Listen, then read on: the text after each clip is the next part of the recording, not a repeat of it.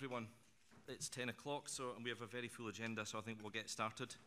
The usual procedural stuff. The fire alarm sounds. Can everyone leave the building using the nearest emergency exit? Elected members and staff should make their way to the usual designated fire assembly point on Tay Street. I'd like to remind committee to use their microphones, and if you're using a mobile phone or tablet device, can you put it into silent mode now? It's important that these papers are given proper scrutiny. Members are given the opportunity to ask questions. However, we do have a very full agenda, so I ask members to keep questions and comments concise, and please keep the question section for questions, and keep your comments for the comment section. Given the length of the agenda, I may decide to take a 10-minute comfort break if I feel the meeting is running over time. To try and keep us on time, Councillor Baird and I will not be giving lengthy introductions to the papers. I'm sure you've all read them. Are there any apologies or substitutions for today's meetings? Convener, yeah. Councillor Dugan is not here, and Councillor Drysdale substituting. Apologies. Thank you. Yep. Councillor Barrett isn't here, and I'm substituting for him. Thank you. Councillor Barrett substituting for Councillor Robertson. And Councillor Wilson substituting for Councillor Simpson. Thank you, members. Are there any declarations of interest in respect to the business on today's agenda?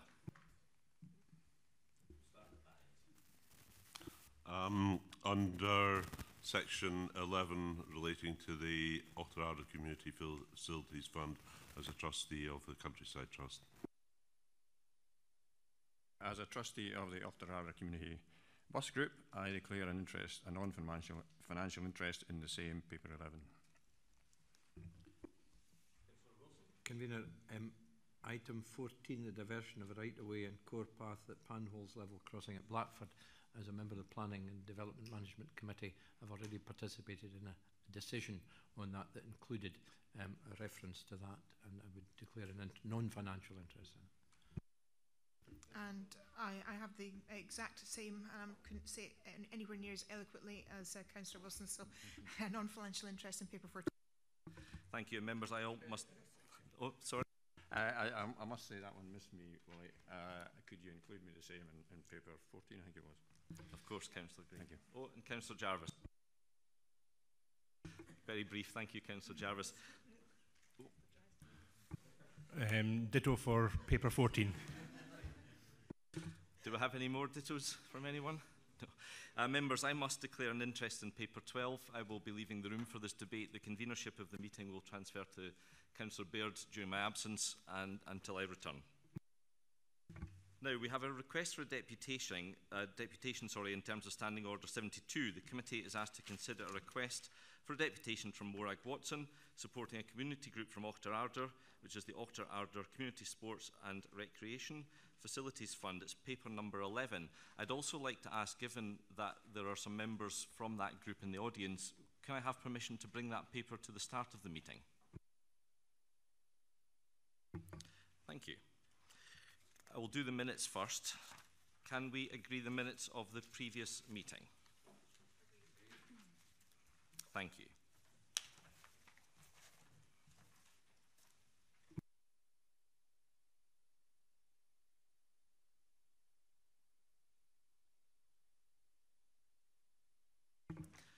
Okay, in that case, we'll move on immediately to paper number 11.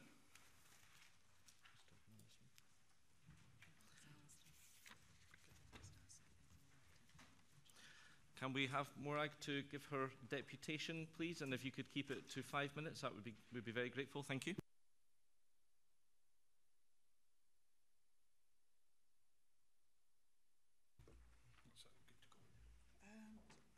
For moving forward, these... Oh, so if I just wave at you for slides? All right.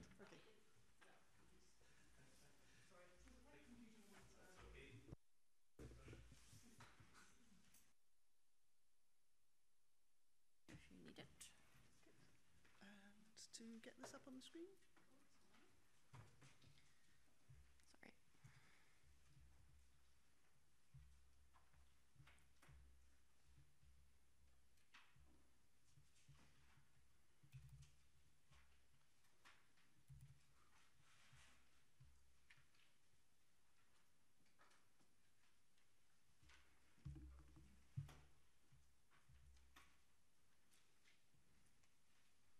That's Thank you very much. Thank you, convener, and especially thank you for moving us up the agenda. I'm sure that would be greatly appreciated by the community group. So I'm aware that I have spoken to some of you before, but not to all of you. So to explain who we all are, I work for the Perth Kinross Countryside Trust. We are a small independent charity that helps community with their access and path building projects. Back in 2014, the Auchterarder Sports and Recreation Group wanted to do some path work in Auchterarder. As they started to explore what they wanted to do, they realised that the scope of the projects that they were taking on were beyond the capacity of a voluntary group who can only work in weekends and evenings. And they approached us for help and support. We're available during the daytime, which is when many of the people they have to interact with, like contractors and the council, are working office hours. And also we bring technical expertise about the legal, financial and practical requirements of building footpaths. So because we have done a lot of legwork for the community around this application, they have asked me to speak on it because I have a list of all the dates and things at which point things happened. But the community group are here along with our communities officer who's been supporting them directly should there be any questions. So you've all been given a very thorough report on the situation prepared by Alistair Finlayson and a map of the projects for which we're talking about. But given that a picture speaks 1,000 words, I thought it would be useful for you to illustrate what it is we're actually talking about. In your notes, you were given a map of the Provost Walk in Auchterarder. It's a long path that runs parallel to the A9 and parallel to the High Street. For those of you who are not familiar with Auchterarder, it's one of Scotland's traditional lang tunes. So the High Street is very long. It's also very busy. There's a lot of cars parked on the High Street, and if you are with a buggy, in a wheelchair, or have mobility difficulties, getting along the High Street can be a challenging thing. It can be cycled, but again, if you're with a family or you're not a confident cycler, it is not ideal for cycling either. Way back in 2014, when the community approached us, they asked us to do a feasibility study, and that's what we spent most of 2015 doing with the community, exploring which paths they were interested in having upgrading, what they would like to see and what they wanted done. One of the key requests from the community is they wanted a safe route to cross town where they didn't have to be in amongst the traffic. They also wanted to create a circular route around the town, and the Provost Walk forms the bottom half of that circle. Since then, we've been working with the community to upgrade the paths, and to give you an idea of what that has looked like, working from east to west along the path, this is what the start of Provost Walk looked like before and after it was upgraded. And again, before and after pictures. This is phase 2, which we did and completed in earlier this year, 2018, and you can see the changes to the path there. This included putting in a major change to the gradient to make this all compliant with the Disability Discrimination Act, so this path can now be used by people in wheelchairs and on mobility devices. And this is phase 3, so this is the subject of this application. This is the section of the path that leads from the bottom of the public park out towards Blackford and the station. As you can see, it's in an exceptionally poor state. It's very, very muddy. There's also a huge thorny hedge which grows out over the path that you have to push your way past.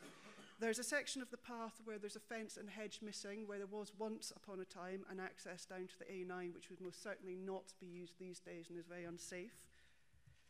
And you can see that large sections of the path also flood, and when you get to the western end of it to access the pavement at the far end, you have a narrow gate, broken steps, and a deep ditch beside the path, all of which makes it very unsuitable for anybody who has anything less than very competent mobility and anyone who has balance problems. So this is what we're looking to upgrade. So Alistair's paper is exceptionally thorough, but there are some points in it that perhaps don't have as much detail as they could do, and this is what I'd like to speak to during this presentation. So back in 2014-15, when we started supporting the community, we were aware that the Auchterarder Community Facilities Fund was coming along, and we actually had quite detailed discussions with the officer who was in charge, which was Mr. Finlayson's predecessor, about how it would work, if it was applicable to path projects, could we apply to it, how much money would be available, what were the other calls on the finances. And what we were advised was applications of up to £150,000 to this fund for paths would be considered reasonable. Any more would be considered that the paths were taking more than their fair share, which seemed perfectly sensible to us. We were also told that any application of £50,000 or less would be decided by Barbara Renton. Anything more than that must come to committee. Given that we were asking for £150,000, we did ask, should we put in one application for £150,000 Or would it be better to do 3 applications of £50,000, one each year for 3 years? We were advised to take the £50,000 a year route because each one would be decided by Ms Renton, and that would speed up the process and we could proceed much faster with the project work. So that was the model that we were following. We put in our first application in September 2016. As the scheme was only being set up and money was being brought in from the developers at the time, we were given a grant. It was agreed to us in December 2016, but the money didn't come through until March 2017 due to the money being collected from the developers. The path project then proceeded and we completed the first section of Provost Walk. We then, as we've been advised, put in a second 50,000 application. Morag, sorry, do you have much longer to go, do you think? Sure, I will speed up. In May. We were then told, contrary to what we've been advised, that actually because we were doing 2 successive applications, Barbara couldn't decide on it, it had to go to committee. At which point our application then dropped down a black hole. We were told that everything was being put on hold, it wouldn't be decided in September. The council had decided that there hadn't been enough awareness raising in Auchterarder and that they needed to do more. Could you just wind up now, because well over 5 minutes, if that's Sorry. okay. We've got a huge agenda to get through, is that I will okay? complete. Thank you. The upshot of that was the community had to withdraw their application. They had to sacrifice £50,000 worth of funding from another application that was to support 3 other paths to make this happen, otherwise the money would have been lost.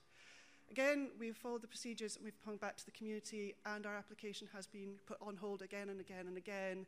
We were told it would be decided in September.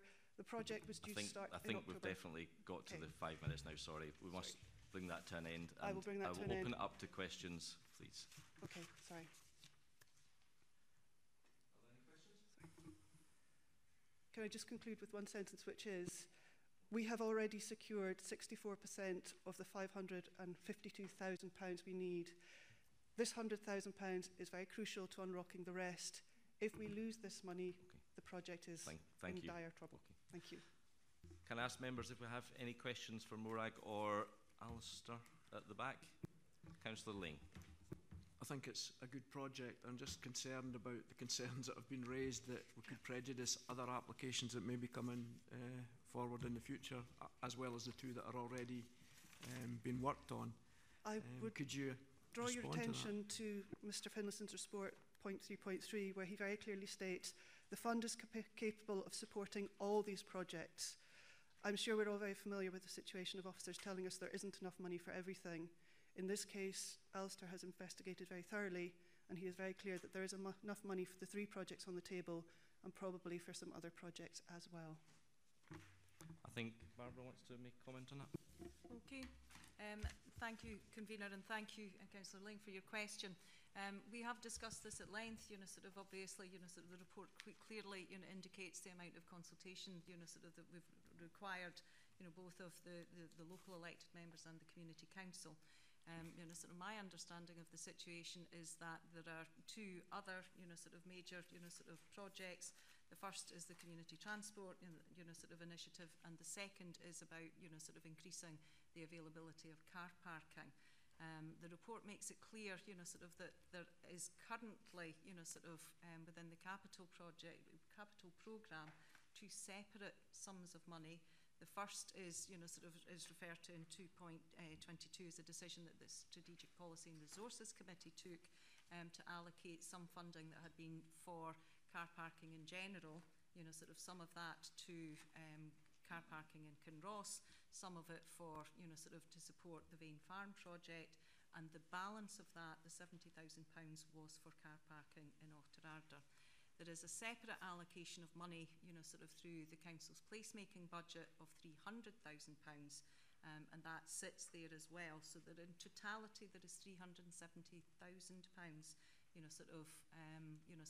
for car parking and placemaking initiatives. So on that basis, that's why we're saying that, that the fund is sufficient to support both, the community transport initiative and the Provost Walk, initiative, and still leave balance for other projects as they may come through.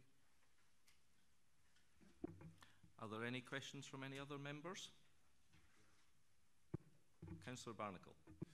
Just very quickly, Morag, paragraph 2.7 says decisions are pending to Fife Environment Trust and to the Land Trust.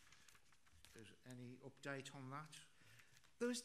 Those decisions are due to be made not this week, but next week, is my understanding. So we have 3 outstanding grant applications, this one and those 2 for £50,000 each.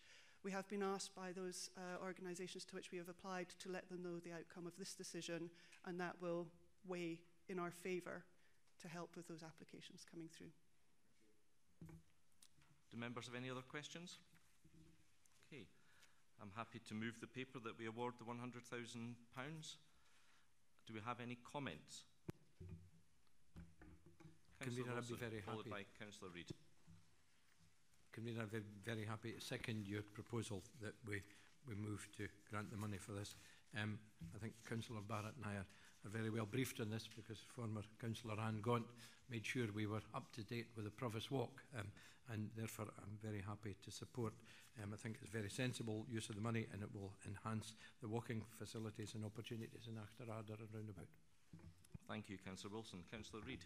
Thank you, Convener. I'd just like to say this is a win-win situation. I think the Provost Walk is a wonderful project, and I'm glad we are supporting it. I'd like to take this opportunity to thank Councillor Gray for all his hard work on the community bus group, and I think everybody's going to benefit from this decision today. Thank you. Thank you, Councillor Reid. Are there any other comments? Thank you very much. Thank you, Marig. Thank you very much indeed, and we look forward to welcome you to the opening of Phase 3 of the Provost Walk Path. Okay, just to confirm, we've agreed to pay the £100,000. Thank you. Thank you very much indeed.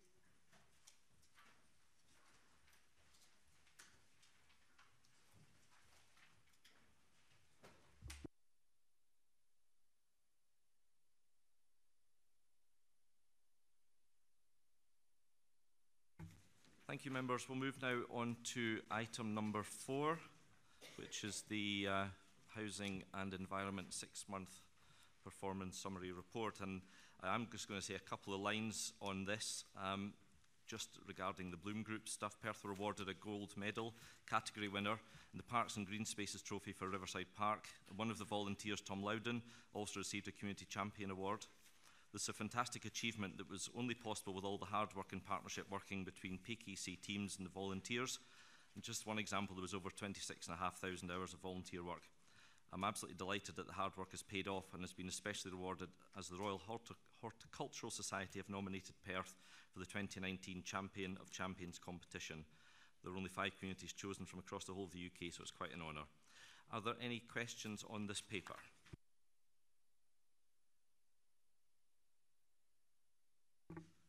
Councillor Jarvis, followed by Councillor Bailey. I have a comment which I will keep till later, but I would like to ask, it's with reference to the Bertha Park Link Road. Now this is really improved mobility, but unfortunately there's a bit of a rat run situation developing here, and I would like to ask that this is monitored very closely, and also that there is some cognizance taken possibly having a footpath, because it is the route to school, and it would, if people who are walking, it would be much safer if there was a footpath there. So if I could ask that. Thank you, Barbara.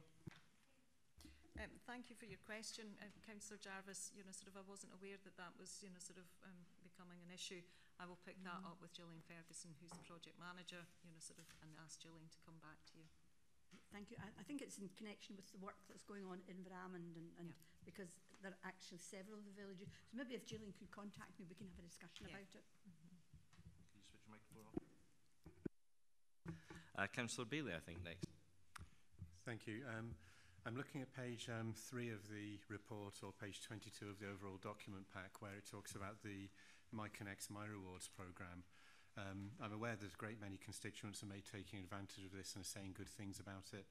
I was just interested to know what level of financial support has this council given to that programme? It said they've been supported by City Development Team. Is that a part of the council or not?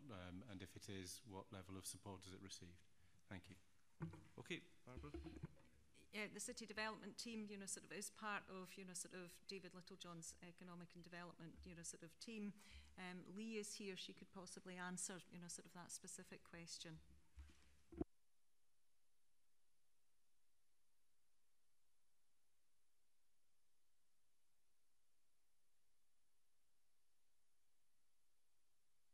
have a loud voice. I think it's working now. Thank you. We have supported the project financially as it's a pilot project, so there is some support that has come from us in terms of supporting marketing and promoting the initiative to residents. The cost, though, for the setup of the programme has been met by MyConnex themselves, and also the cost of the reward element is met by the businesses, so it's a bit of a public-private partnership. Sorry, can I further just ask, do we have the number for that support, or are you able to send that afterwards if it's not immediately available? I can send that over to you after the meeting, if that's okay. Thank you very much. Thank you. And it would be helpful possibly if you know, since the launch on the 21st of September, then there have been approximately 1,600 registrations, tracking nearly £17,000 worth of spend through about 700 transactions, with an average transaction of being over £25. And there are over 50 businesses, participating, with another 4 signing up last week. So, I mean, I think that is a real encouragement to get people to come, to Perth and to spend and to get those rewards back as well. Does that answer your question, Councillor Bailey? Thank you. Councillor Wilson, followed by Councillor McCall. Thanks, Convener. 2 questions. Page 25, Bertha Park again. Just could we perhaps get an update, not necessarily now, but in early course, about the phased road openings of the other slip roads, particularly those that are at the moment restrained for good reason, Convener? Perhaps we could get that sent to the committee. My question on page 22 relates to the big weekend. As an active participant in the big weekend, as was the leader of the council and his good lady, could we have a brief resume of the main economic development advantages to Perth and Kinross for that, apart from the obvious one of excellent publicity? Barbara's going to start with the answer. Yeah, but clearly, the impact of the biggest weekend started with, that opportunity to showcase, Scone Palace and Perth, to the world.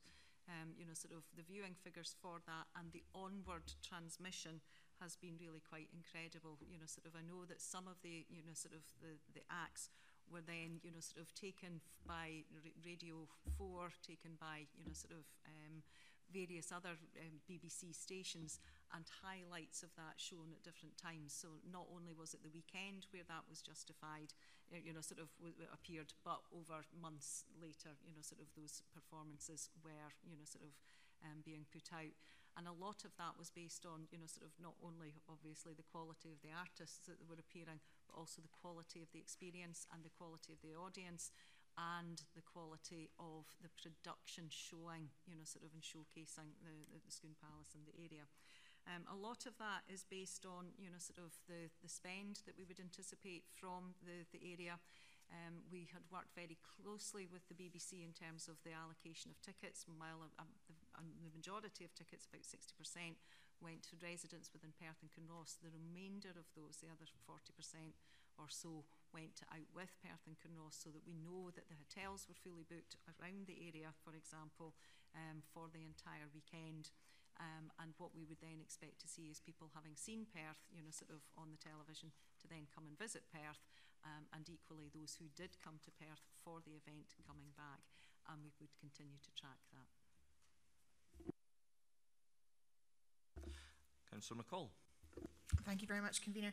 Page 23, we're looking at 126 tonnes or 22% of glass recycling in the year. Do we have any targets for the following year? And is this an ongoing charity situation that we have?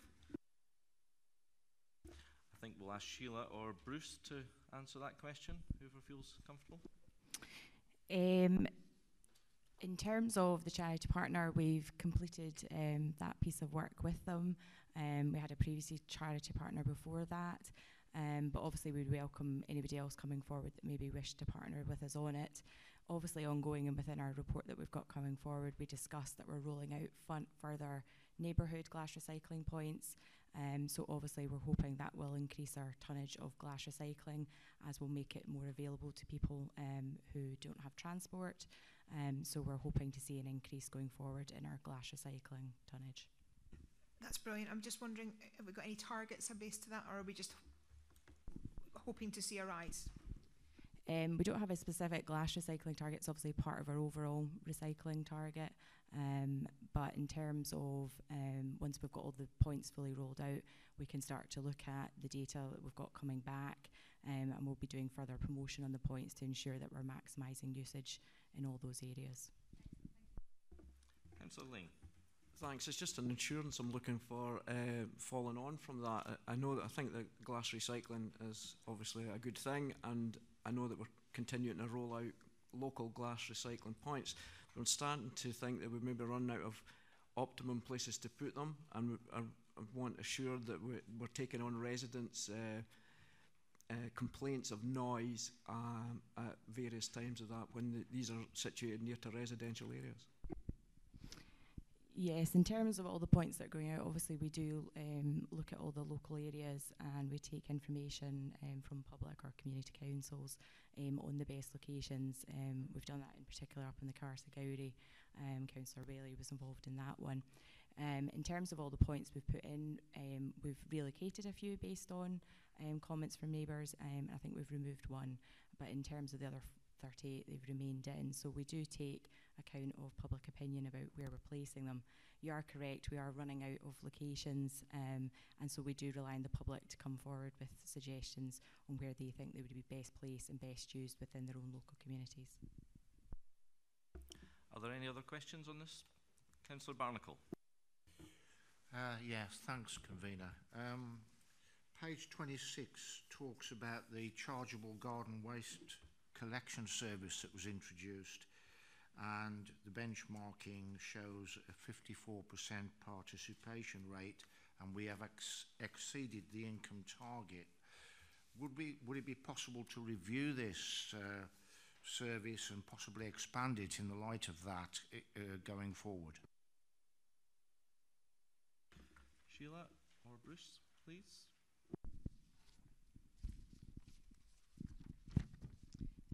Yes, obviously we're still waiting obviously for full year data on the impact of rolling it out, but we are currently doing a route review to assess the impact, if any, or changes on routes. But what we have seen is that because it is a mixed food and garden service, we still have to attend to each household that wishes the food waste collection. So at the moment our anecdotal evidence is showing that we haven't had any time saving involved through the chargeable garden waste. So we'll continue to do that route review to assess whether there is any further capacity within the collection routes. Thank you, Convener. Page 22, last paragraph. The Employment Hub is achieving notable success, including the skills academies funded by the European Social Fund. Given the uncertainties on funding going forward, is that a matter that will be discussed and considered at the long-delayed briefing for councillors on Brexit preparations come the 20th November? The decision on what's on that agenda is not within my gift, but perhaps Alison Seggie can give you some information on that. Thank you, Councillor. We're still working on the agenda for that session. I think because it's an ever-moving situation, it'll be as up-to-date as possible at the time. So it will cover the various items that we've looked at over the last 18 months. So it'll be a full update for you at the time, but I can't really give you any details yet. But we hope to get an agenda out next week in terms of that. In terms of the hub, if you don't mind me answering that query in the ESF, I can maybe give you a bit of an update in that we are hopeful of Scottish Government allowing us a phase 2 of ESF funding, which will allow us to continue hopefully that project through into 2022. Beyond that, obviously, Scottish Government and UK Government have said that they hope to replace EU funding with UK funding, but those negotiations are still ongoing, and that possibly will be part of the update at the Brexit briefing in a couple of weeks' time. Could I just follow up on that? Along with thank you for your answer. Along with the European Social Fund, we've also got LEADER, we've also got, and it's covered further on, European Regional Development Fund. It really is important that these sources of funding are considered at that briefing session. Yes, I can make sure that's added to the agenda. It was certainly one of the items that we were planning to cover.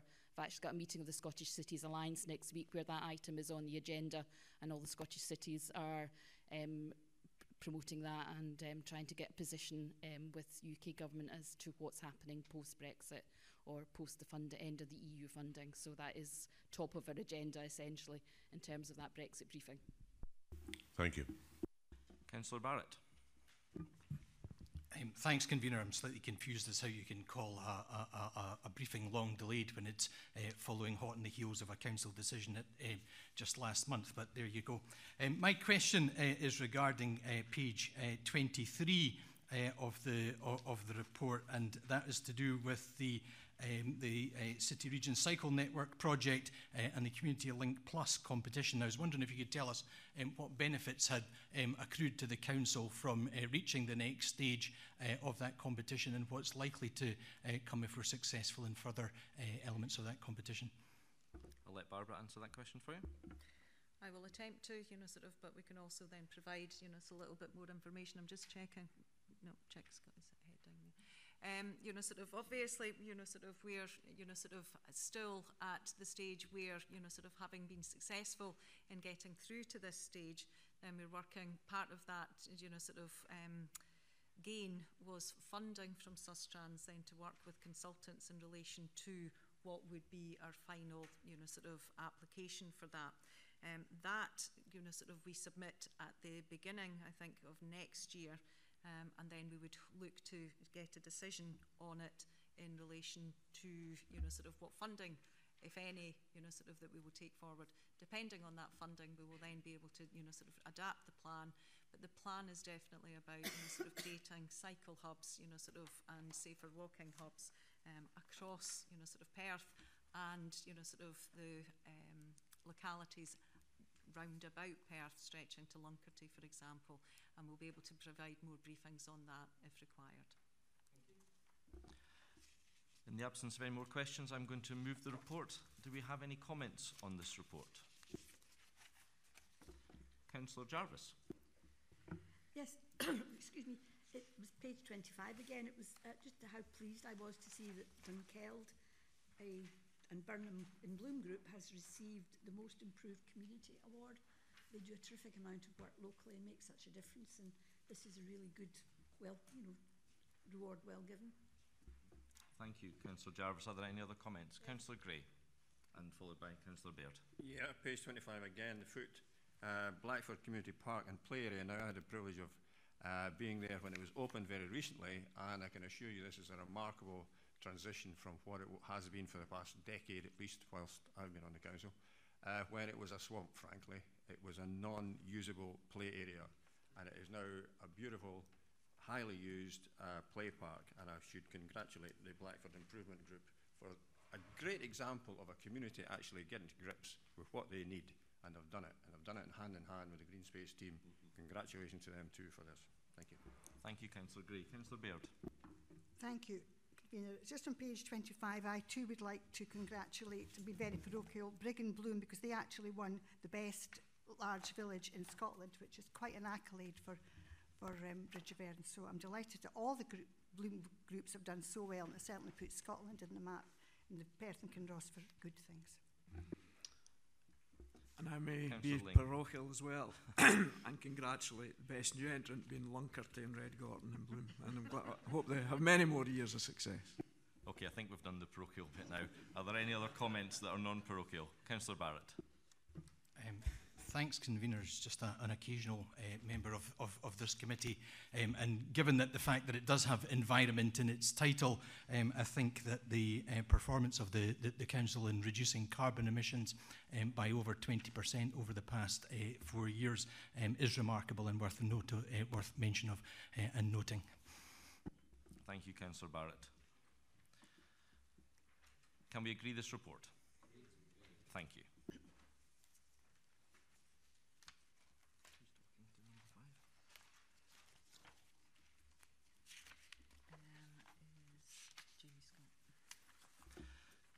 Item number 5 is the annual planning enforcement report, and I believe Jamie Scott is here to take questions, or do you want to say anything at the start?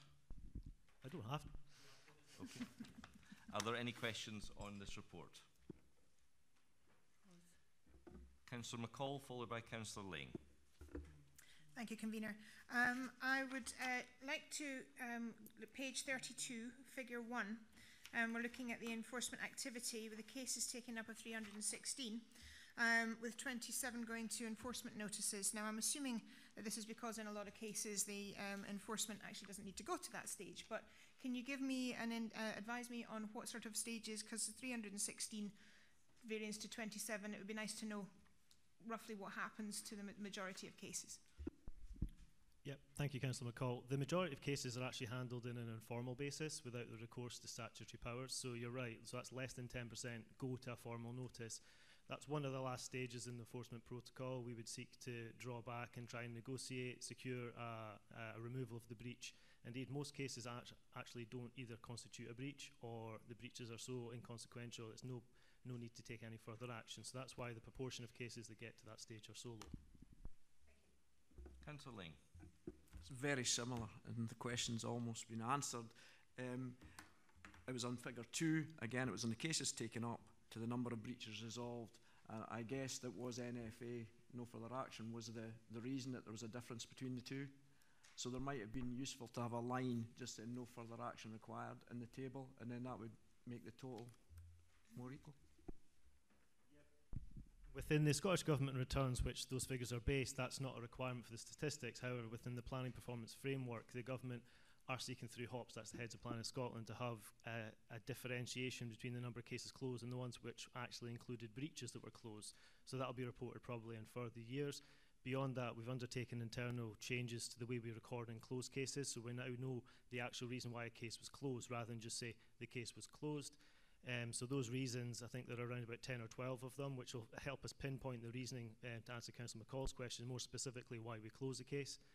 And on the back of that as well, we're developing a closure report, which is kind of the planning enforcement equivalent of a report of handling, saying what the breach was, what our assessment and determination was, and again, why the case was closed. Thanks, and that will give clarity. So there's 298 cases taken up in 13-14 and 115 breaches resolved. So that other 60-odd% will be... The way those figures have been reported, it's probably likely that we've not been able to keep a pace in previous years with closing cases off, so we've closed less than we've received. So as you'll see, transitioning to Table 1, the number of cases closed actually exceeds the cases that we've received, so we're trying to work on some of the backlog. So we've undertaken historic removal of legacy cases, and we're continuing to close cases which are no longer required to stay open for monitoring purposes.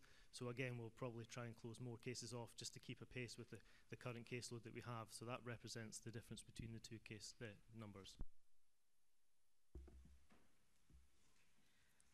Councillor Gray, followed by Councillor Barrett. Yeah, thank you. It's on the high hedges thing, actually. Anyway, first of all, you know, I'm full of awe at the work that the enforcement team do. It is not an easy job. It cannot be an easy job, and often when one comes up with something which has been put to them, you think, my goodness, I wouldn't like to have to tackle that. But they do it so well and so discreetly, and it's admirable, the figures that they come out with, the good conclusions they reach. Anyway, on the high hedges thing, there is a review, and it's another complicated thing to try and tackle. You're talking about one neighbour to the next, and enforcement team have to come in and handle this. Not an easy task. The review is much needed, right enough. It's a complex thing. I've come across a few cases myself, and they do take some time to get resolved. Will this review and our officers and councillors' opinions come to the MOG in the near future, do you know? Yeah, so case study 4, which I think you're referring to in the appendix, is our participation in the High Hedge of Scotland Act review. We responded to an initial consultation for the committee at the Scottish Government wishing to look at that. And on the back of that, the officer that responded, Paul Kettles, was actually invited directly to participate in the member discussion at the Scottish Government. I believe he's only one of 3 or 4 planning officers within Scottish authorities that were invited. And again, on the back of that, there's a further follow-up consultation which we continue to engage in. So we're essentially saying that we feel there are some deficiencies in the legislation. It could be stronger to actually achieve what the communities and the original bill aspirations were. So we'll continue to work with the Scottish Government to try and influence and shape policy and legislation to make it more applicable to the cases that we get. Councillor Barrett, followed by Councillor Drysdale. Thanks, Convener.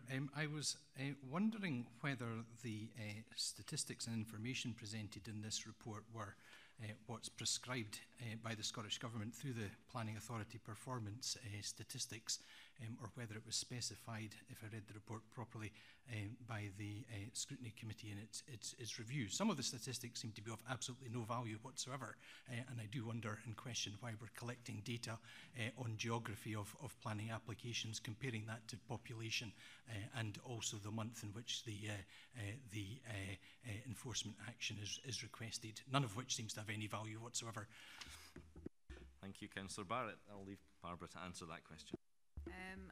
Thank you for the question. I think that, sort of it's helpful information in terms of work planning, sort of in making sure that we've got the right resources in the right place. That it is a very small team, as you're aware, sort of in knowing where peaks and troughs in terms of when sort of we're likely to get enforcement, sort of requests, or, sort of where the bulk of those come from, allow Jamie as part of the, sort of the team to then allocate those appropriately. So is it the information prescribed by the Scottish Government, or is it stuff we've devised ourselves? The information on Figure 1 and Figure 2 are taken from the annual planning performance returns and the planning performance framework. So that's information that's prescribed that we have to provide to the government on those returns, and some of the other information is data that we've captured from our database, essentially, as Barbara's pointed out. It's to try and understand where to put people to cover. We have 2 planning enforcement officers, and it's broadly split north to south. Perth to Crieff would be roughly the split. So it's to make sure that we've got coverage on the ground, and that's why we're using the additional metrics internally to try and understand what's happening on the ground and where we need to put people. However, sort of obviously this is the first report that we've brought. I think that kind of feedback, sort of is very helpful, Councillor Barrett, sort of, and we'll use that to form the report for future years. It does, of course, highlight a peak in Kinross.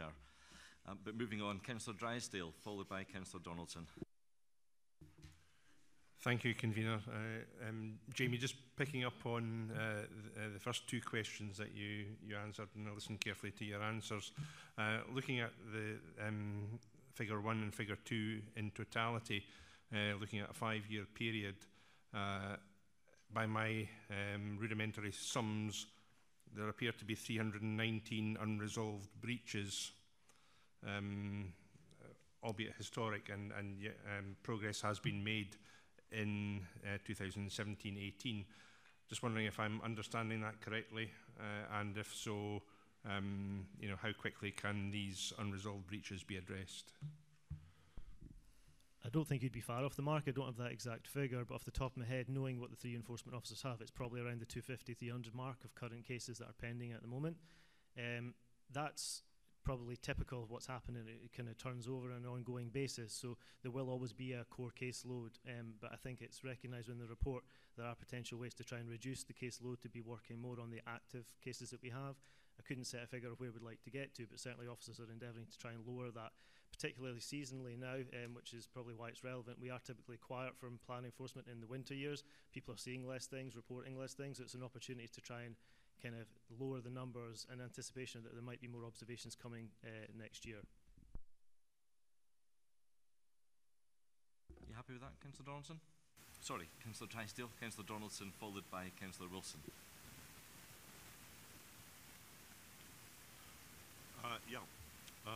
Like Councillor Barrett, I don't believe that we should be collecting data and statistics just for the sake of it, but I actually think the data statistics here are quite useful.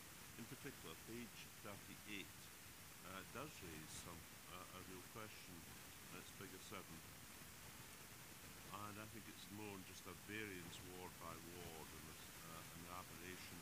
Kinross shows over 20% of the cases, 74 in total.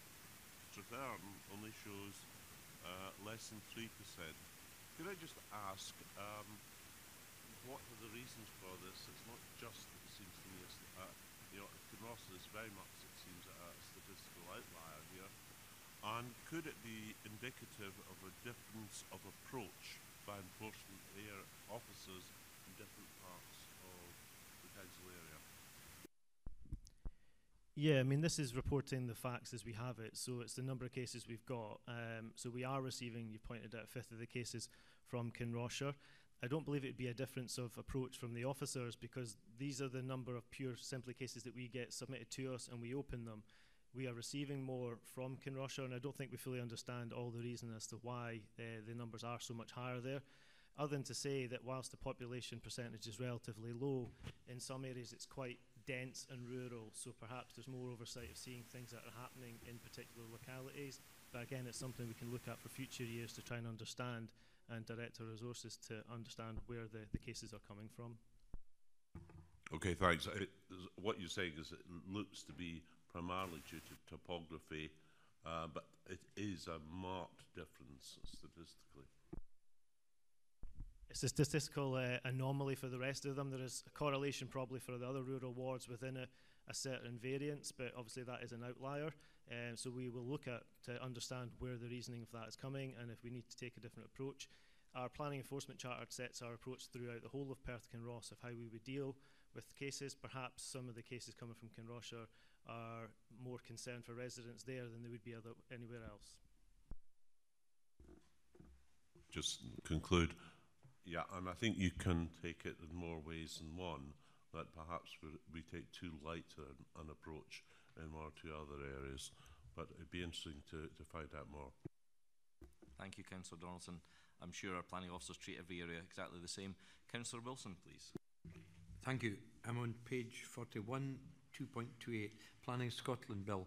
The comments earlier from Councillor Donaldson about watching paint drying might apply to this, the long-awaited bill. Do we have an update on progress, and will the targets here be met? Jamie? Yeah, just comment generally, do try and keep an eye on what's happening with the bill. We're moving towards stage 3, as the report is suggesting there, going through a series of MSP amendments potentially to the bill. We won't know whether those amendments will be accepted, and we're anticipating early to spring 2019 for a new bill. Whether it'll have any direct effect on planning enforcement, we don't know. We can pick it up through the Planning Member Officer Working Group and see how we would need to address that in any change of practices or statutory requirements that are placed upon us. I think the final question to Councillor Barnacle. Yeah, thanks, Convener. Just picking up yet again on paragraph 218 on page 37 regarding the significant number of cases in Kinrossshire. People will wonder why I'm always banging on about planning, but basically that's it.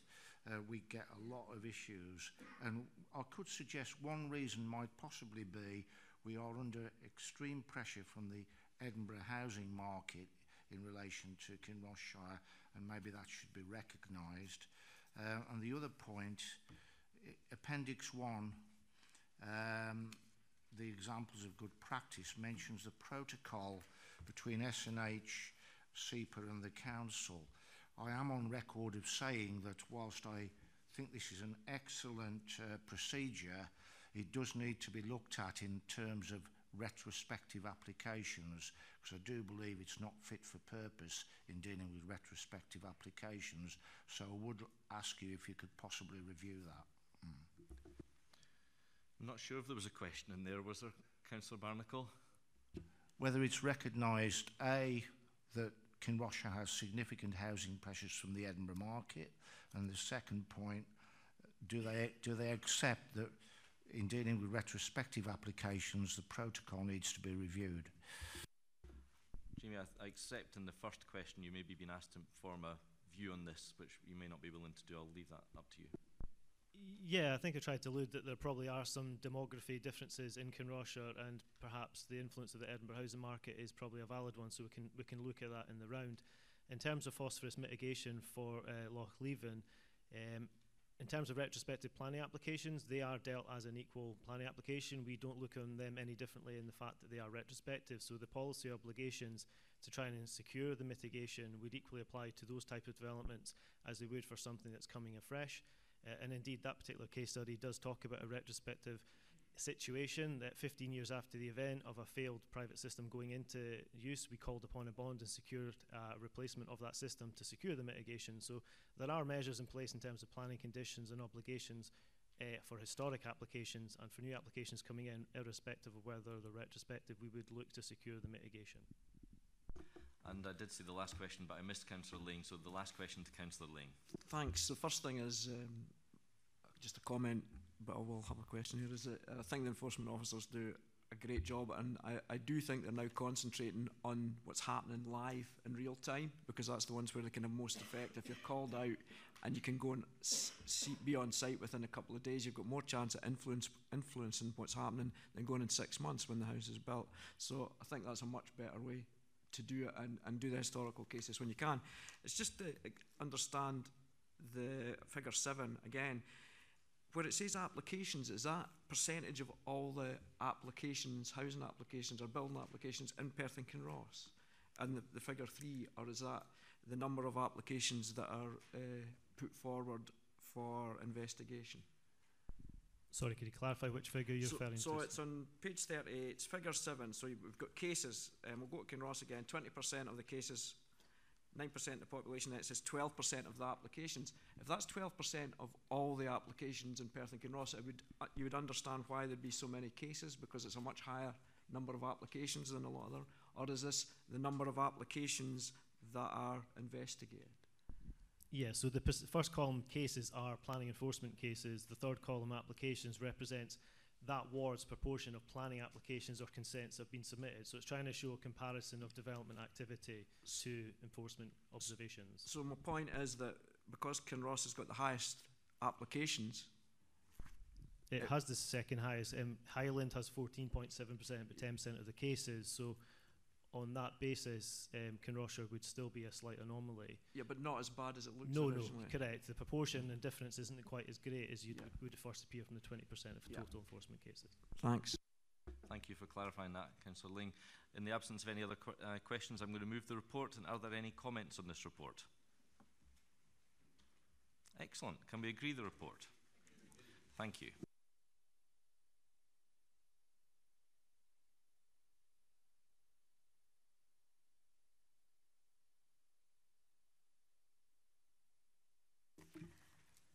Now we move on to paper 6, which is the Waste Management Progress Report. Waste management is something that affects absolutely everybody in Perth and Kinross. No one can escape it. We all create waste, and the council have to manage how we dispose of it.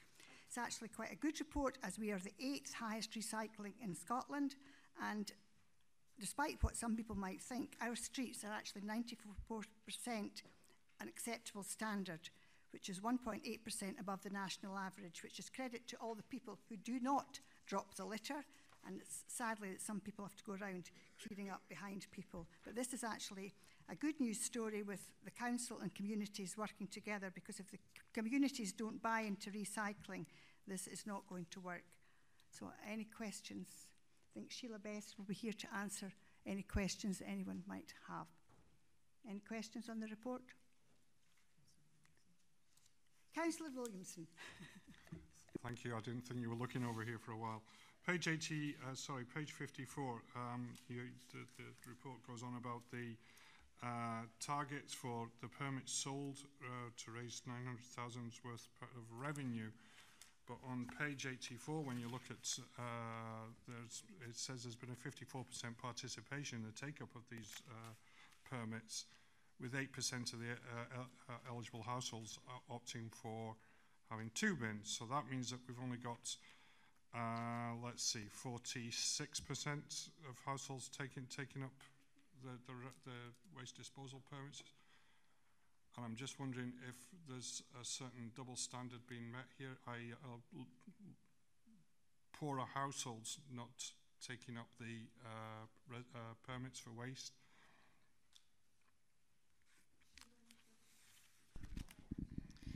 I might just clarify by just giving you the sort of current figures, maybe just to clarify a wee bit. When the original mailing went out, we sent out to 57,797 householders.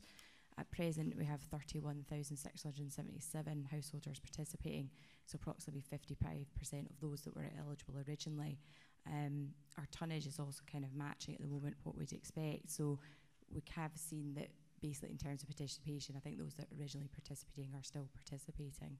And actually the 55% is higher than other comparable authorities who were only achieving about 50% participation. I'm sorry, Sheila, I've probably not picked up that correctly, but you're saying that the 55%, that will still include people who have taken up 2 dustbins because they need a permit for both dustbins, don't they? So therefore, there's going to be some households that have 2 dustbins that will be included in that 54% or 55%. So just to clarify that, so we had 31,000 that are participating. We've sold over 36,500 permits at this present time because 8% of those eligible took up a second permit. So that's just to maybe clarify. It's quite hard maybe sometimes to reflect that within the report. Obviously, it's constantly evolving in terms of sales. We're still continuing to sell permits at the moment. Okay. So the second point to the question was, are we keeping an eye on the number of permits that are being sold to poorer areas or areas that have not got the financial resources to take up the permit? Are we keeping an eye on that, or is it just as it comes in? Yeah, so what we've done is a mapping exercise, a kind of heat mapping exercise, looking at different areas and uptake within those areas. And what we've found is that areas where we know there's large gardens or gardens such as the Oakbank, we have high participation. In other areas where there's more flatted properties, we're obviously seeing lower participation because that mimics what we would see in terms of the demographics within each of those areas in terms of the houses. Could I ask another question? I was just wondering, could you let me know what the landfill tax currently is, please?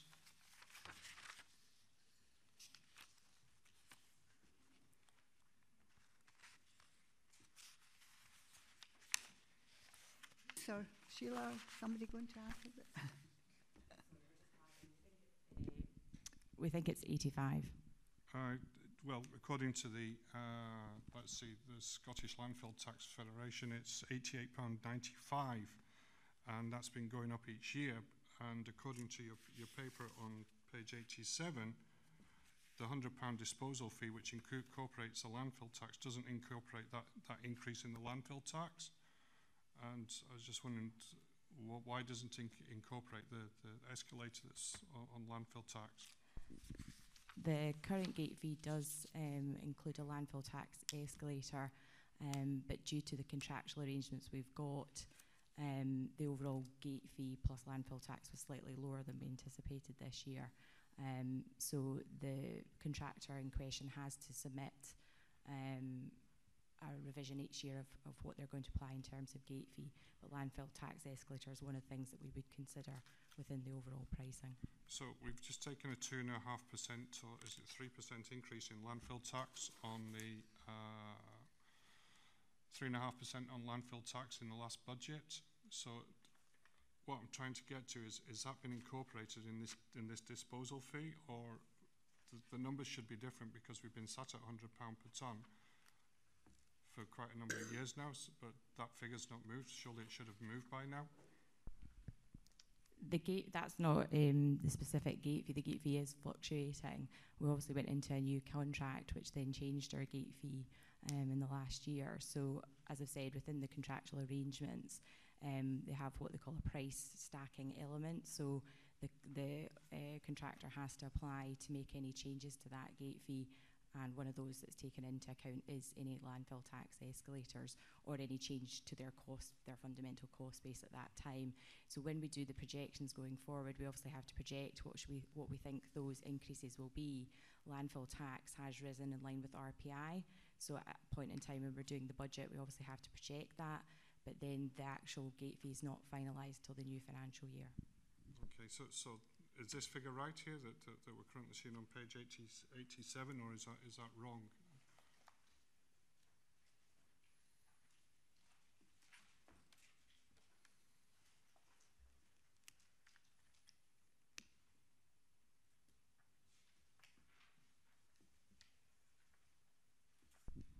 Sorry, can you just clarify what you're...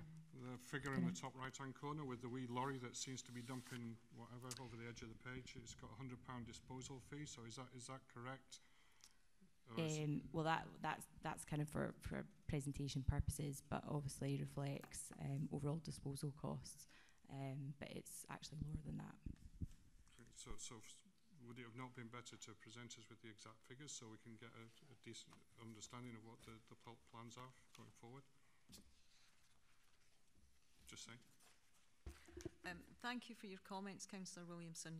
This, probably reflects, last year, as well, in relation to what it cost us. The team monitored very, very closely what the current market is. As Sheila has described, we have recently negotiated the contract. And through the budget process, we always put, what the estimates are in terms of RPI and CPI, because both are different for, landfill tax and gate fees as well. But we also then closely monitor that contract, and there can be a difference within that. But I'm sure that, both Sheila and Bruce, Bruce has put his hand up to ask to add something to that, but Sheila and Bruce would both be happy to give you a more detailed, briefing on that. Yeah. Thanks, Barbara, and thanks, Councillor Williamson, for the question. In terms of the cost there in the back, that's actually on the per premise basis, so that's like our net cost of collection and net cost of disposal, so it's done on a per premise basis, whereas the figures that Sheila was talking about are being done on a per tonne basis. So at the moment, you're absolutely right. Landfill tax is there at 88.95 plus a gate fee on top of that. But what we've quoted there is a per premise cost, which is taken from the improvement service figures.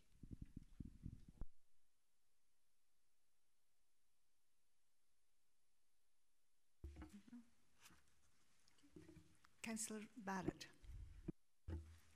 Thanks. The issues that I'm going to raise have now been covered in detail. Thank you.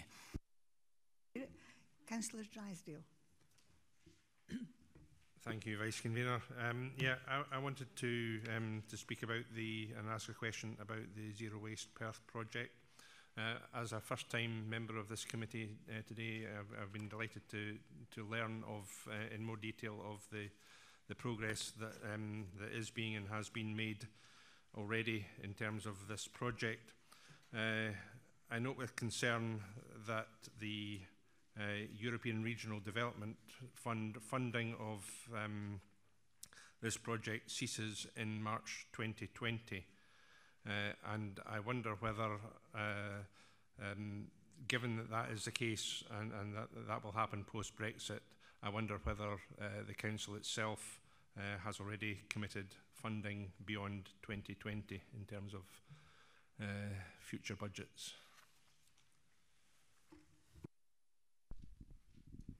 In terms of the Zero Waste Perth project, it's fully funded through Zero Waste Scotland on behalf of the Scottish Government and ERDF funding, so there's no money coming through the Council for this project. We are providing in-kind support, as in staffing, housing the staff, etc. Okay, so a follow-up question, if I may. So it says here the campaign, which is funded until March 2020, blah, blah, blah. Beyond March 2020, what happens? The funding was for a 3-year project. So obviously in terms of the development of the project, what we're hoping is to have some legacy outcomes from the project, working with the community so that we can deliver projects ongoing from that.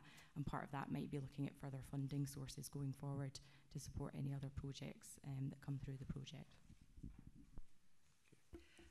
Can I, just add something to that? This is no different, Councillor Drysdale, to, other zero waste, initiatives. We have had funding for, areas such as Highland Perthshire, and that funding is, will come to an end. And as Sheila says, that the whole point of it is, to have encouraged people to recycle, sufficiently that we don't need to support that any further. Thanks for clarifying. Yeah, thanks, Vice Convener. I'm referring to paragraphs 115 to 118 on page 56, which deals with deposit return. I was actually quite pleased when the Scottish Government accepted the campaign by Rural Scotland to introduce such a scheme and do consultation thereon. I do recall a motion to the full council offering support to the government on that, and I wondered what council involvement there has been with the government on the consultation for introducing the scheme, and also you mentioned the fourth curbside bin, which would be for plastics only. Can you do some work on that, or do you have to wait to get a summary of the responses that were to go in by the end of September? I'll ask Sheila to answer that question. So in terms of the work, obviously the team have attended sessions that have been run on deposit return system for Scotland, and that helped us to contribute a response through the Waste Managers Network, which involves all local authorities in Scotland, which then helped advise the COSLA position statement that went forward as part of the consultation. The consultation closed in September, and I believe they received over 3,000 responses. So at the moment, I think the Cabinet Secretary has said that they're keen to progress this quickly, but they haven't yet given us a timeline of when they'll finalise what the scheme design is going to look like. So you are correct in saying that in terms of looking at a fourth bin, in terms of cans and plastics, we'll have to await the outcome of the consultation to find out what's in scope, because it will affect any design of any future system we go ahead with. So we're just now waiting from further word from government on what that final scheme is going to look like. Councillor Ling. Thanks, Convener. Two questions I have. They're probably, because they were only introduced in September, we don't have, you'll not have much update on them, but I was just, I think they're both very important, one in the city and one in the rural areas. It's the rolling out of the Perth City containerisation project. Is it moving ahead as we'd hope to be up and running for next year? And also the fly tipping, the fly mapper, which is very important. We've got, I was just wondering if there's been any feedback from that, because I see it started in September, and are we able to highlight any hotspots, and will we be working with police, etc., to highlight that area, to any areas that we can find? So in terms of city centre containerisation, we're currently working on the project plan for that, and we're hoping to circulate that at the start of the year to all elected members. The other thing that we're waiting for is obviously the outcome. We're negotiating at the moment on Smart Waste 2, and part of the funding for that would fund the sensors and the part of the containers, so we have to wait until we get the outcome of that. But yes, that project is going ahead, and we're still on track to deliver that by summer 2019. In terms of the litter and fly tipping, we've now trained 3 teams to use our own internal system which links to Fly Mapper. So at the moment we've only just started the data gathering, so we can't come to any conclusions, but once we get better data on that, we can start to circulate that, and we can discuss where we're sort of seeing hotspots. Once that's successful, we can roll that out to more crews to enable there to be data collected across the whole of Perth and Kinross. We've also established a litter and fly tipping group that includes all community planning partners, and we've recently had our second meeting, and we're in discussion with our community planning partners, including SEPA, about a fly tipping campaign, and obviously any data that we realise from the Fly Mapper application, SEPA are also inputting into that at the moment, and we're looking at other partners to input into that. Once we get better data, we can use that as part of a communications campaign around fly tipping, so we're hoping to see progress in 2019 on that issue. Thanks, that's really promising. Will the fly tipping data also, does it incorporate fly tipping on private properties? You know, where it's the landowner's responsibility and not just on council laybys, etc.? So we have a private landowner currently on our fly tipping group, and we've discussed that issue. What we've agreed is that it's best that they still sort of report that through the usual channels or through SEPA, because if it's a sort of significant fly tipping issue, SEPA might be involved with that. So yes, we were looking to capture all data, whether that's private landowners, we're hoping National Rail might input, and also we've got the National Farmers Union as well on the group, so we're hoping to get some good data through the agricultural sector on what they're seeing on their land. think Barbara wishes to add something to that. It is just to add a little bit of colour to the project. You know, sort of I came through, you know, sort of the city centre last week, you know, sort of, and came upon one of the crews and one of Sheila's team who's, you know, sort of funded through, you know, sort of the project, actually raking through plastic bags, you know, sort of to make sure that, you know, sort of whether it was domestic waste or fly tipping, so that the level of interest, you know, sort of, and care and attention that's going into that to get this right, I think was quite impressive for me. Okay, if there are no further questions, I will move the report. Are there any no? Okay, agree. We move on to paper 7, which is a summary of the council's green space. I mean, we've all got green space around us, and it's not only the green space. As at the budget meeting yesterday, the executive director kind of referred to this, but all the stuff we've got to deal with. So we've got a lot of stuff, roads, bridges, whatever you want to call it. So in the nicest way, we do care about all this stuff. And at 2.14, it reports here about the Community Challenge Fund, how good it has been, and 14 projects amounting to £361,000 have been allocated, which is absolutely amazing. And we spoke earlier about the number of volunteer hours, and actually the volunteer hours play such a great contribution to what happens in our areas, so we should really be all proud of what happens. Are there any questions on this report? Councillor McCall. Thank you, Vice Convener. I would like to draw attention to page 96.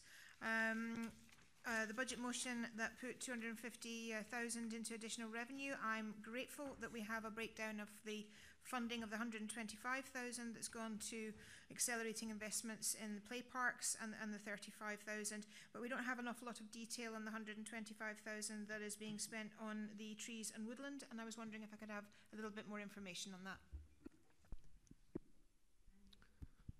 Thank you, Councillor McCall. Yes, we can provide a detailed breakdown of everything that was done for that £125,000 for the tree works, but probably more appropriate to do that after the committee, if that's okay. That's perfect. I'll look forward to that. Thank you. Sir Williamson. Sorry, thank you, Vice Convener. Is item 2.17 West Bank Enterprises. Just wondering what the plans are going forward with regard to West Bank. What are the future uses for that? So have they been identified? Are we working with Perth College, for example? Bruce Rickey, I think you're going to answer. Thank you. Thanks, Vice Convener. Thanks, Councillor Robinson. Yes, we've obviously taken back West Bank Enterprises into council use. The staff that are up there, the nursery charge hand and supervisor, have transferred back into the council, and we've currently outsourced most of the plant production as well. So Jane and Caroline, our nursery supervisor and charge hand, are out there supporting the communities with specialist horticultural advice at this point in time. In terms of the site, we're obviously on site with community payback and community safety teams as well as the Working Routes project, and we're currently working with them to see what other activities we can undertake both on site and off site as well. Thank you. Councillor Barrett. Thanks, Vice Convener. Paragraph 2.21 makes reference to the simplification of the procurement process, which is very welcome. But I just wondered how the complexities into the system got introduced in the first place. Barbara's going to take this one. It's a national approach. It wasn't anything, you know, sort of that the council had put in, you know, sort of, and we were aware that there would be potential difficulties for particularly small suppliers and small contractors, not just, you know, sort of for play areas, but across the piece. So, for example, you know, sort of when we were procuring, you know, and retendering public transport and taxi services, you know, sort of we had added in some support and some delays, you know, sort of into the system to ensure that we could work with those suppliers, because it was more complex, but it wasn't our arrangements, it was a national position. Councillor Lane. I'm sure Mr Clegg will be glad I'm not going to mention McClure Woods and if it's been trimmed up yet this time. So it's on 2.1 on page 96. I'm a bit confused. It reads as though the full replacement of obsolete and worn out play equipment is taking place in Invergowrie and Murthly Broom Park. Can you confirm that it's already in place? 2.10, yeah, 210.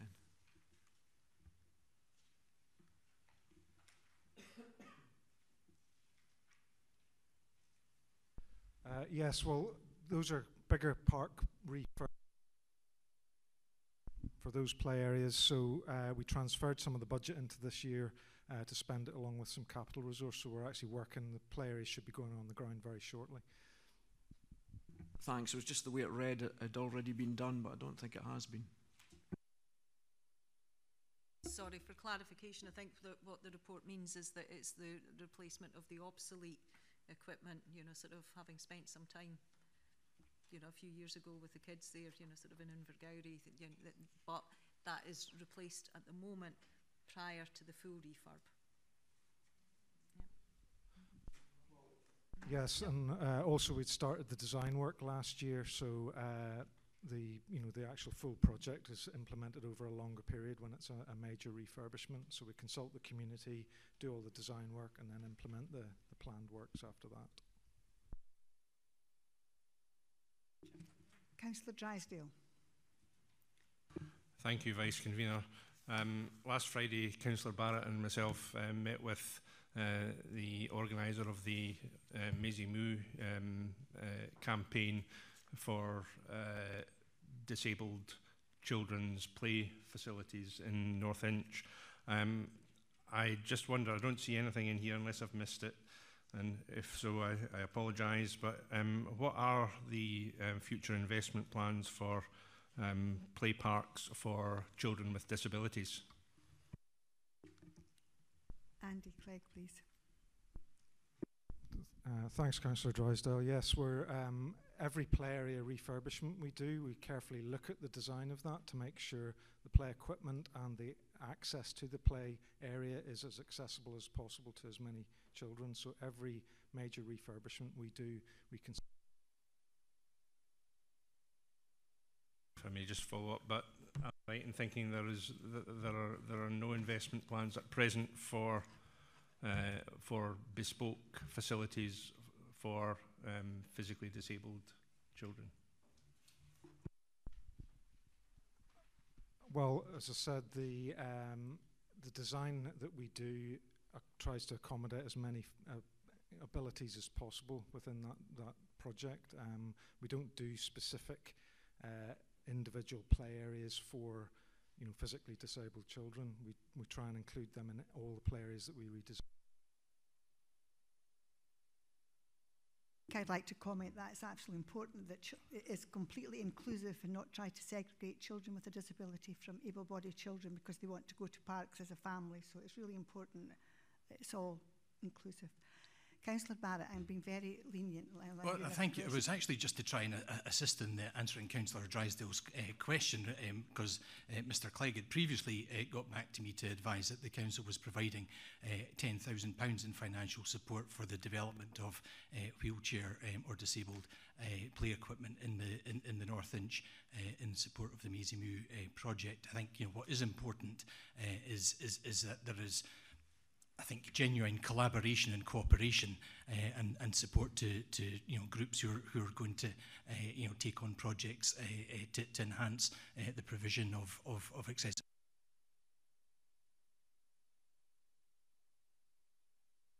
I'd like to thank Councillor Barrett for that clarification. Thank you. Are there any further questions? If not, I will move the report. Can I ask for any comments? Councillor Bailey. Thank you. Just to commend the work of Andy Clegg and his team in Invergowrie, where there's been a fantastic collaboration and consultation with the community. And I think, in fairness, that takes an amount of time to do, but we've had a great result there. The design now includes a fully accessible roundabout, and that iteration on the design at the request of the community probably accounts for a little bit of the delay of that not being ready for the time we hoped it for. But I think I'd rather see a play park that meets the needs of the community and the accessibility 6 months later rather than one that doesn't 6 months earlier. So residents are happy with that approach. Thank you. Councillor McCall. Thank you. I'm going to follow on the same route. The work that's been done in McCrosty Park, I just want to say thank you very much indeed. Also on top of that, that shows exactly what can happen when you have a group of people who are wanting to actively do something with disabled play and actively work with the council to make that happen. So further on a little bit from the previous point, but equally I want to say thank you very much indeed. The work done in McCrosty Park has been excellent. So thank you. No further comments? I'd like to agree with this report, and I think Andy Clegg and his team are one of the good examples of how engaging with the community gets good results, because it's really important to get the community on board at the beginning, and I think we all have lovely parks which we appreciate, so please pass on our thanks to the team. And I will feed that back. Thank you very much. Okay, members, that takes us on to paper number 8, which is the Roads Asset Annual Status Report. This is a yearly report that comes to this committee, and I'm going to ask Stuart to say a few words before we start. Thank you, Stuart. Thank you, Convener. This is the 5th status report that we've brought to committee, and I'm able to report that the latest national survey figures indicate the deterioration from 2016 road condition has been arrested. For many years, cutbacks on road maintenance went unnoticed as the effects were not immediately apparent. And due to reduction in investment over a long period, allied to increase in severe weather events, the condition of the network deteriorated across the entire country. The impact of this resulted in failures, particularly potholes, being more apparent, and a resulting increase in temporary repair works. The council implemented a road maintenance strategy in April 2014, which was approved at committee, with the aim to arrest the continued deterioration of the road condition, particularly on the A-class network. Part of the strategy was to reduce the 1.25 million spend on temporary work and reinvest this in the network on permanent repairs, lining and gully emptying. It was recognised this would not happen overnight and would take a period of years, and 4 years now since the strategy came into place, we're spending circa £820,000 per annum on temporary works, which is enabling us to reinvest works in permanent repairs. The wet weather around Christmas 2015 with several named storms created a lot of disruption and resulted in the road condition index jumping to 37.2% in need of treatment. It was recognised at that point an additional 3-year allocation of £2 million per annum was invested, £1 million of which went into road maintenance, and this has aided in arresting the deterioration as reported this year. With the continued additional funding committed, and despite severe weather last year, it's anticipated that this figure will continue to improve year on year. We continue to invest in our A-class network. There's been a lot of resurfacing work in and around Perth on our A-class network. The 977 and the 911 in Kinross areas have been recently resurfaced in sections. 827 at Kenmore Bridge and the 923 at Dunkeld Golf Course. And we're also about to resurface Dunkeld Road between St Catherine's Road and the Creef Road.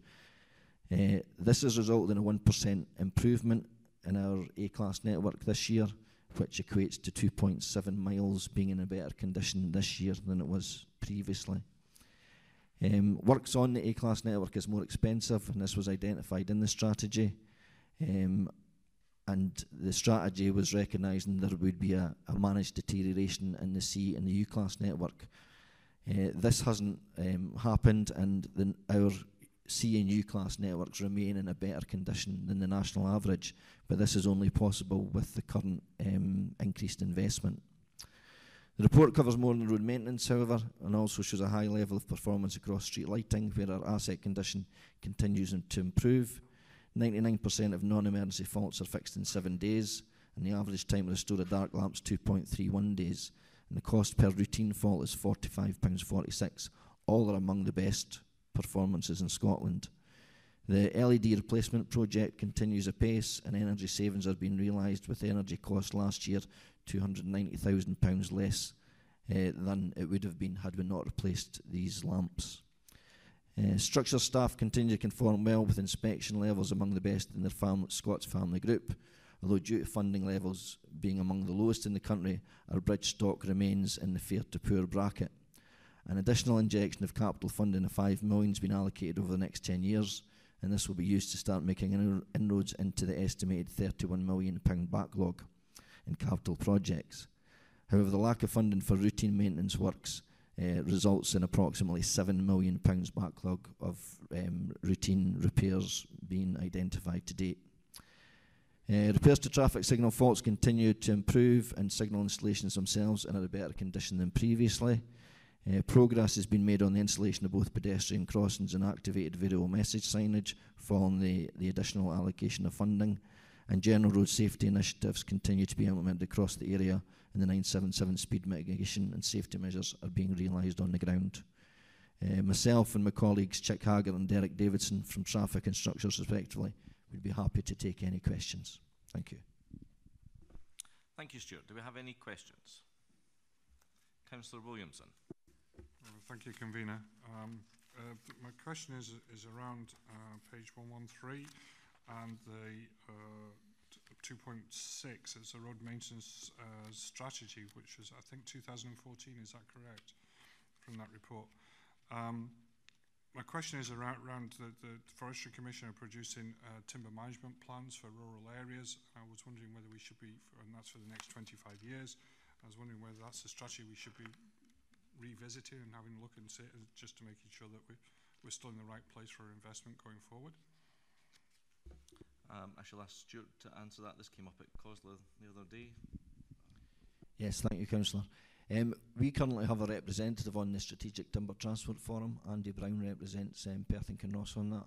Last year we got an investment of 1.4 million as a result of the bids we put in to improve the network to realise the extraction of forestry. And this year I think it's 225,000 we've realised, because there's a lower level of funding available this year.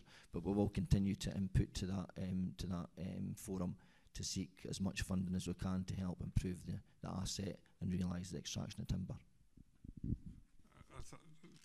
Sorry, I thought my question was around the base of, we have a strategy here, road maintenance strategy going forward. We've got the Forestry Commission telling us they're going to be what they're going to be doing for the next 25 years in rural Perth and Kinross. Should we be revisiting that strategy to make sure we're in the right place with it and getting the correct investment going forward for the next 25 years to cover this wood extraction? Because it seems to me that whilst we have lower class roads, those are the roads that we're going to be using for the timber extraction. Thank you for the question. I think that it's a fair point. I think we should have a look at that. I'm looking at Stuart. To take that into account.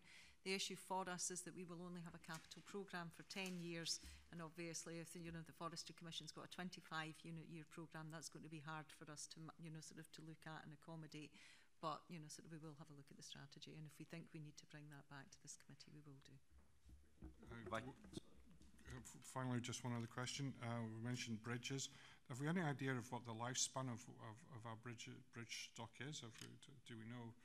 I know there's the one Wades Bridge in Aberfeld that was built in goodness knows what, dots. So I'm just wondering, what is the lifespan of our bridges, and have we any recognition of that?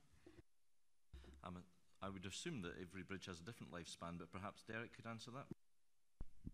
Yep, that's correct. Thank you for your question. Yeah, every bridge has its own individual lifespan, so it's difficult to generalise, what the general lifespan of bridges within the county are.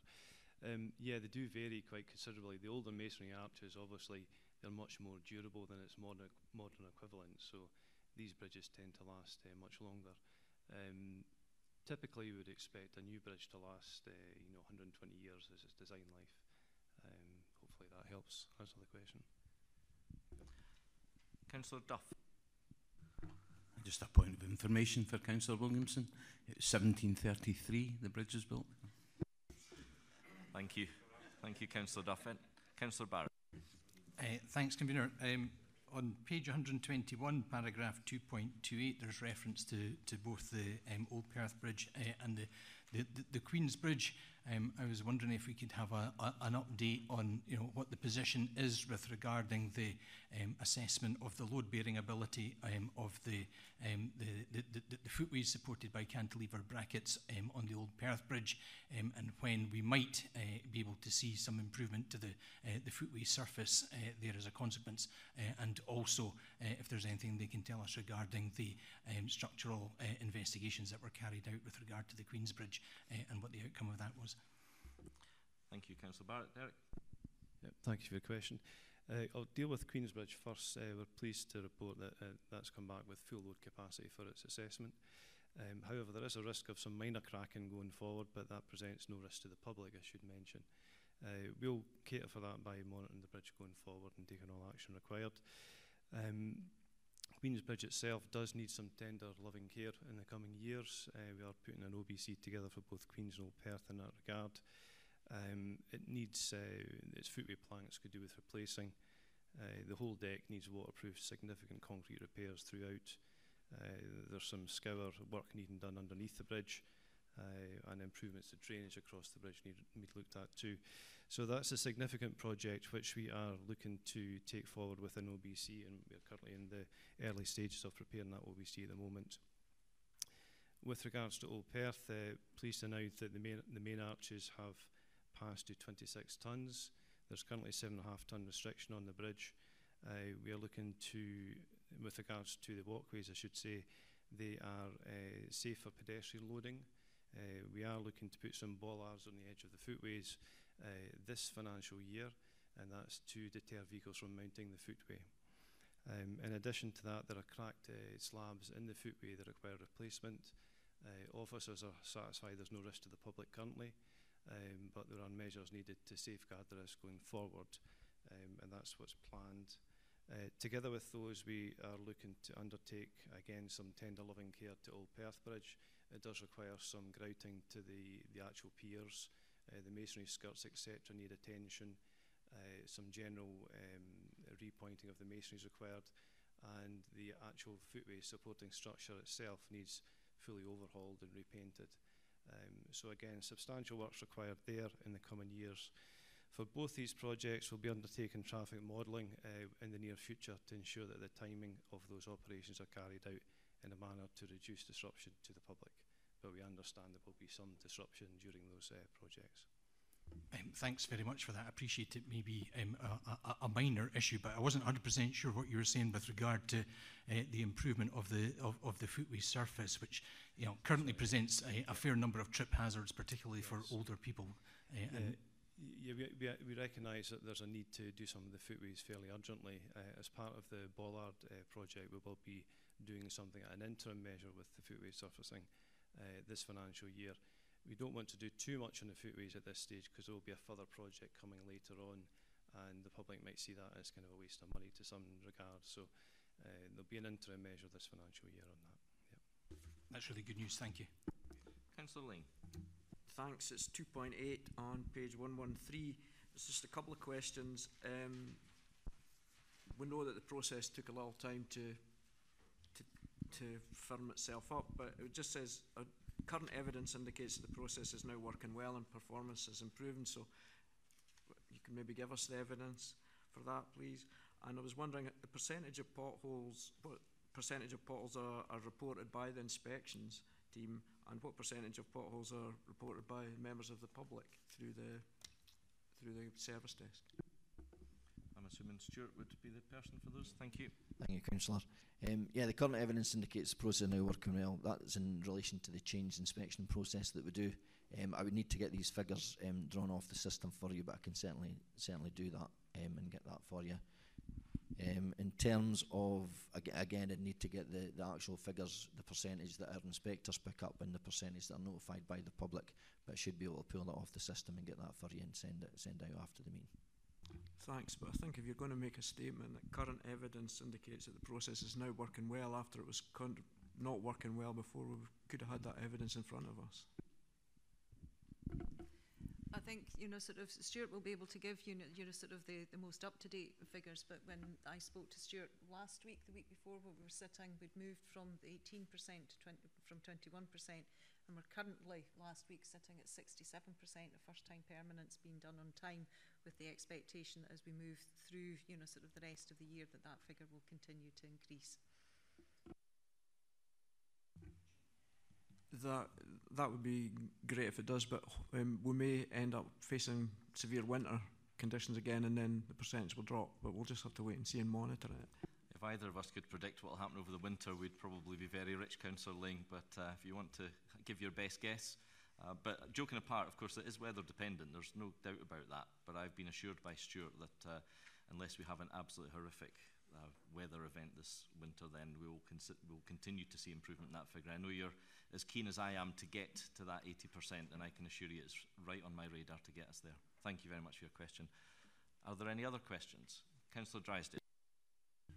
Thank you, Convener. Yeah, just coming back to the answers given on the Perth bridges and the structural maintenance plan there too. Obviously, you mentioned the potential impact on traffic, which is already a serious issue the other side of the river from here. I'm just wondering to what extent these planned structural maintenance projects on both bridges can be undertaken at weekends and or overnight, or whether we're talking about road closures during the week. With regards to Queensbridge waterproofing, we have looked at the lane widths on the bridge itself, and they're actually quite narrow for the size of vehicles that cross it. The problem with that then means it's difficult to do half a bridge at a time, effectively, without shutting down to just one lane. That obviously in itself causes huge issues. That's the reason why we're looking at modelling very carefully. The other aspect of the modelling we'll take into account is looking, for instance, at when the Cross-Tay Link Road is finalised, what would the effects of that becoming operational be upon any disruption to the city centre. So whether there's an advantage in delaying the works to Queens and Old Perth Bridge, we'll weigh that up against the potential benefits of the Cross-Tay Link Road coming into effect. And if there is a deemed benefit that's not putting the public at risk because of these repairs are needed fairly urgently, then we would do that in that case. So we are looking at all these issues to try and minimise disruption as best as we can. And we will appoint local consultants that have experience of modelling traffic within Perth in that regard. And Barbara's going to make a comment on that too. Thank you for that full response, Derek, but also thank you for the question. The issue for me will always be that the team and the senior management team are aware of the importance of traffic movement around the city, and when we decide when the best time to do the works, as Derek says, whether it's linked to the Cross-Tay Link Road on the basis that we think that the bridges are more than safe for the considerable period. And that's an important bit, that we know that they're safe just now, so when can we do the work? But when we go through the modelling, we would come to the local elected members to have that discussion with you about, how we think we will have to do that. Thank you, I appreciate that. In the absence of no further questions, I will move this report. Are there any comments? Councillor Lane.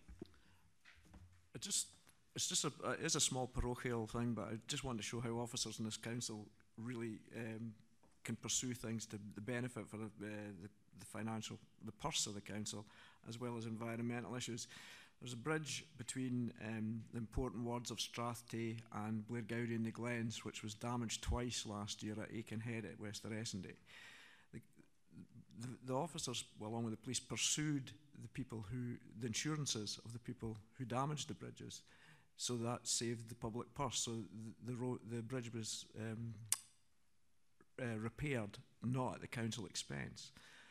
And then I went along there to see the protection environment that before they started work, they electrofish the area to make sure the wildlife was removed, put on either side of nets, of booms before the work was done, and then let back in. So it just shows that there's a lot of thought, a lot of planning, and it's a wonderful job they've done. Thank you, Councillor Ling. I'm sure the officers will be delighted to hear that. Are there any other comments? In that case, I will move this report. Are we agreed?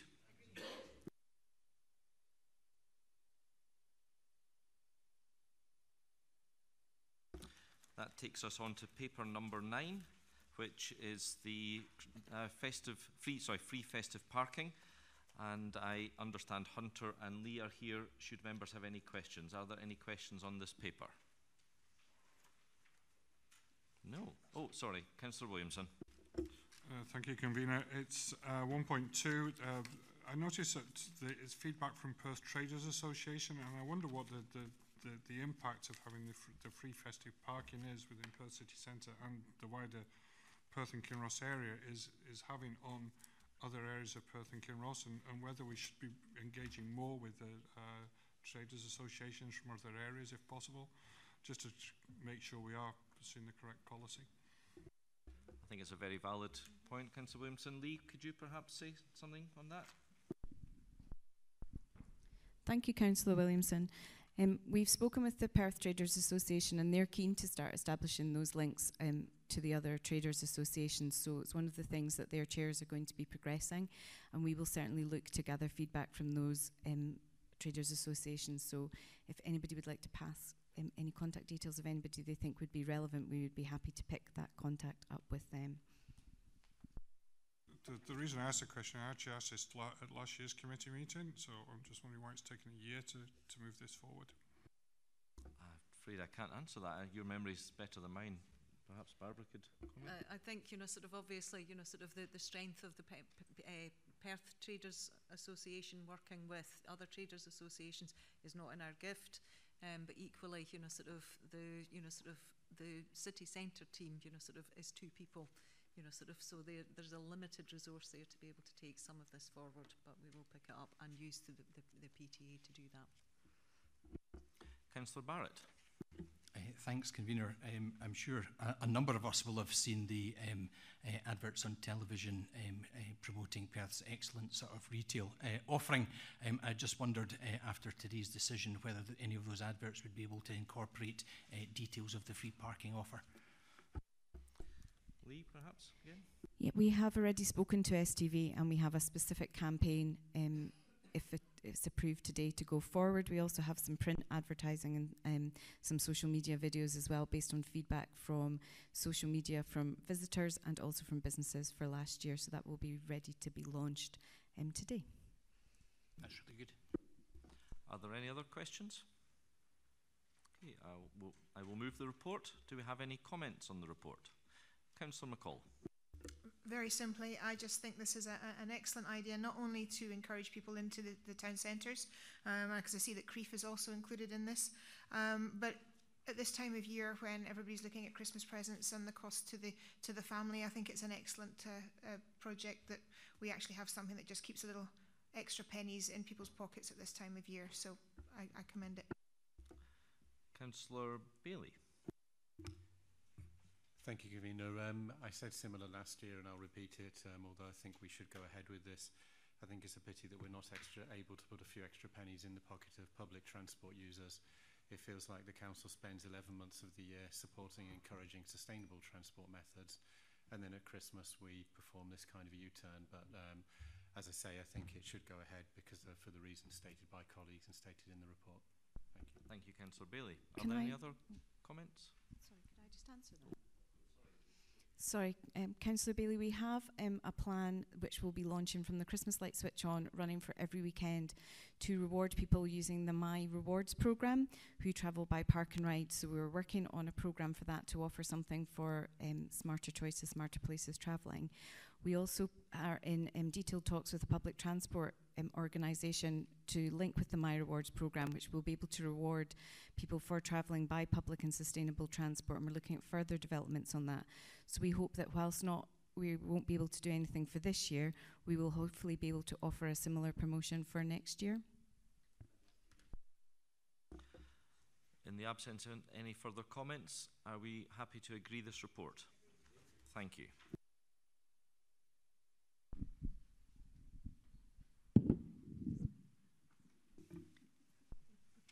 Now we move on to paper 10, the proposed Tayside Network Management Partnership. Now this report seeks to undertake a 15-month trial.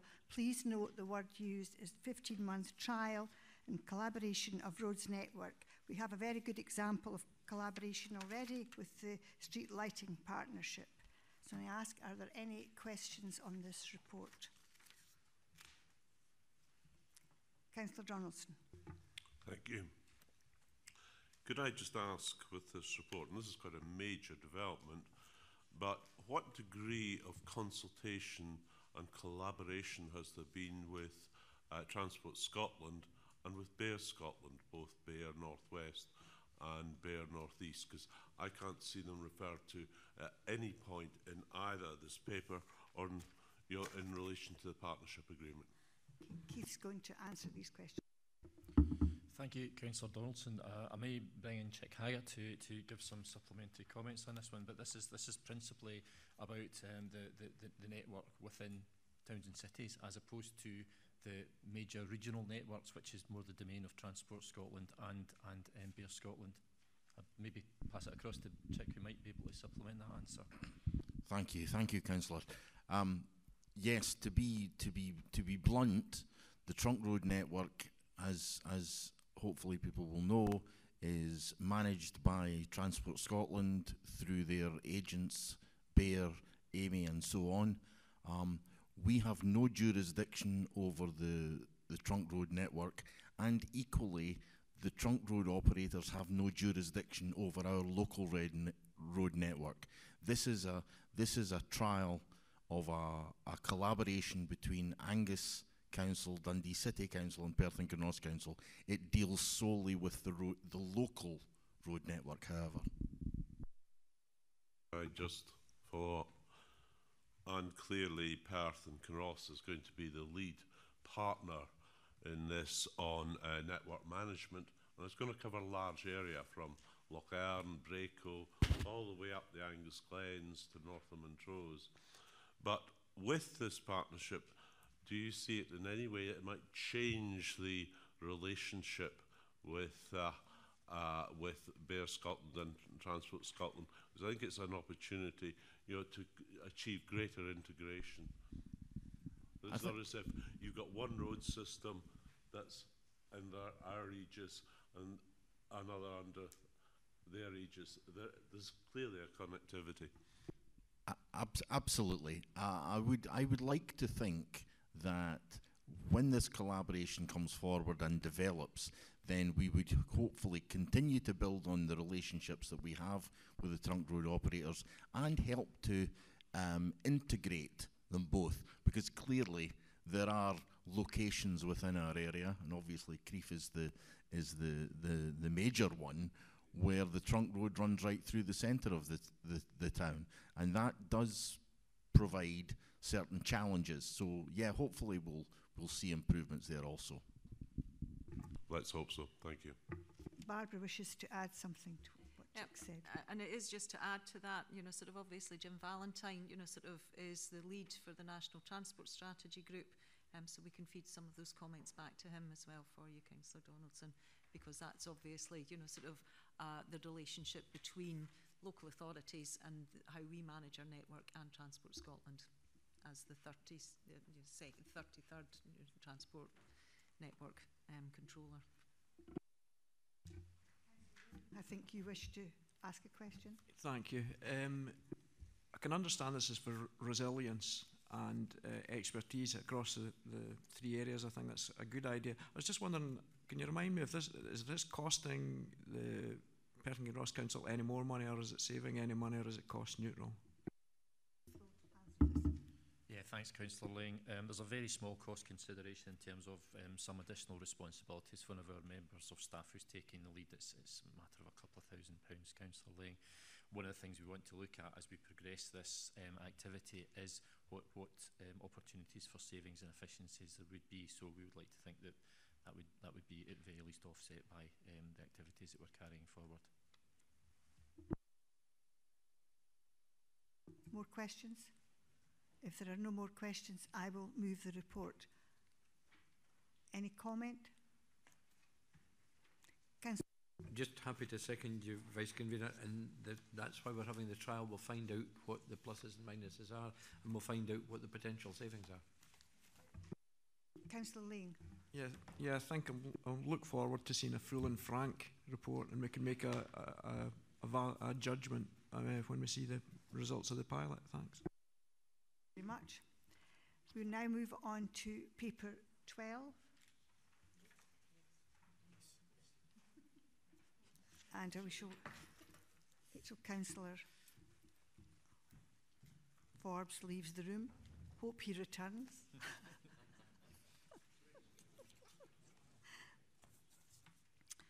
Okay, this is paper 12 about the Etape Caledonia, and I'm absolutely delighted to see we've got sitting in the gallery Craig Dawes, the Chief Executive of Limelight, who will be happy to answer any questions you may have, which will take the pressure off Alison Seggy and some others of us.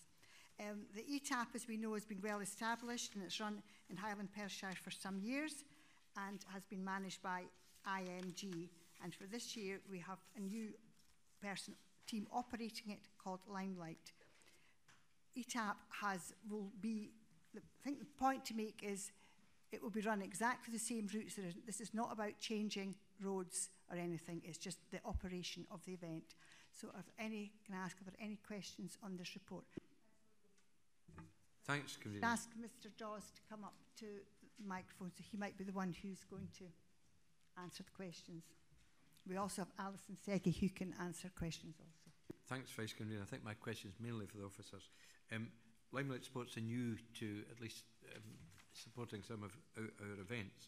Have we checked with any of the other organisations where Limelight Sports have provided support in terms of a reference, or just asking the question, how was it for you? I'm not quite sure where to start with that one.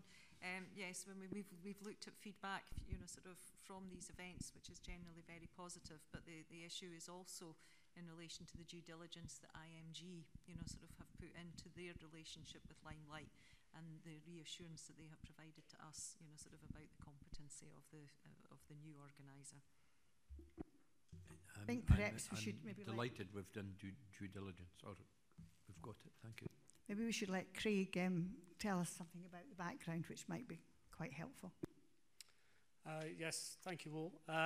So IMG, I think it was well documented in the Courier and other publications that IMG put out a tender for all of their portfolio for their UK mass participation business. I think 6 companies put in various bids, and Limelight have taken on a license model. So we don't own the rights to the name of the event. That still rests with IMG, but we have a long-term license agreed with IMG across their whole portfolio. This one obviously requires the permissions of yourself to go forwards. Limelight ourselves have been around for 25 years. Probably our biggest project, we ran the road cycling events for London 2012. We've also run various other cycling events and other running and other mass participation events over the last 25 years. Thank you.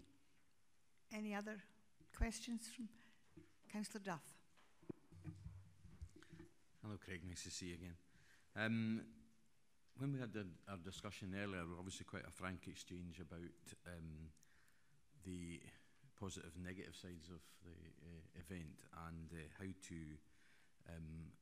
balance the community benefit alongside the road closures and such like. I'd like to hear a little bit more about how you hope to deliver some community benefit to the area. Yeah, absolutely.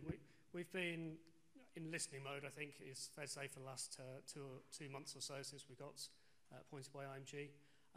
It's clear there are economic benefits for the event, which obviously is the ultimate reason, I guess, for the council to have this event within Perth and Kinross, and also to promote the local area. It brings in a lot of external people to the event, staying for more than 1 or 2 nights for the event. That said, there's clearly been, over the last 2 or 3 years, a disconnect, I think, with particularly the Highland Ward, which is most affected. We've started to meet all the community councils and obviously all the ward councillors to really understand what those issues are. And I think it starts with consultation. I think that has been lacking for the last couple of years, without talking too much about what's gone before. And communication, I think, could have been much better. I think there's lots of basic things that we can do to try to reconnect the community back to the event. In terms of the local community then feeling that the benefits outweigh the obvious challenges that road closures bring, we are looking to kind of create legacy programs. We're looking to engage more people, more organisations, more community groups with the race. And it's not a case of we want the benefits to the community to feel the benefits outweigh the negatives. We want the community to actually be proud of this event again. Within our industry, it's very highly regarded across the UK, and we certainly want the local community to feel pride in it. And so we've got lots of work that we want to do to reconnect the event and feel a sense of ownership for the local community in it. Got any questions for Alison? No? Okay. No further questions? Mike, no? No? Oh. Yeah, okay. If there are no further questions, I will move the report. Now, are there any comments? Thank you, Vice Convener. I think I'm really encouraged by Limelight and what they've done with regard to communication around the event. I think they've put in a really good effort, and the feedback we're getting from communities is that people are more supportive of Limelight and what they're trying to do. I'm really encouraged by the fact that they're considering supporting the local air ambulance as one of the nominated charities. I think we'd all embrace that. And as I say, I think let's hope this continues, and we'll continue to support the event long into the future. Wilson. Briefly, Vice Convener, I give this total support. I fought the battle to get the thing started many years ago, and I'm pleased to be associated with the decision-making process now. I actually took part in it one year. I was last. But then I stopped at the Weem Hotel for a refreshment, a coffee, on the way around. It's not only the benefit on the day or two beforehand and the day or two after. There are lots of cyclists come up to Highland Perthshire to practice.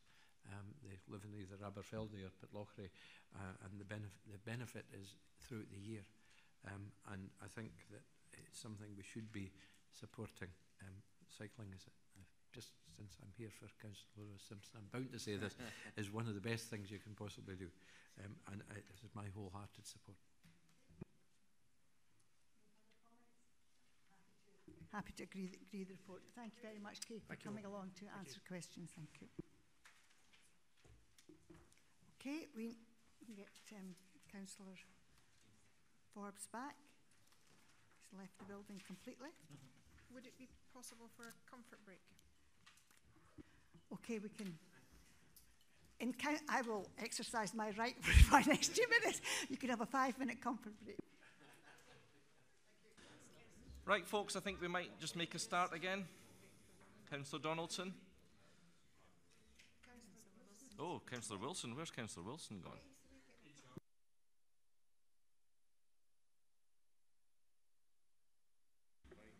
Councillor Forbes, I think you'll find he's gone through Etape, started already.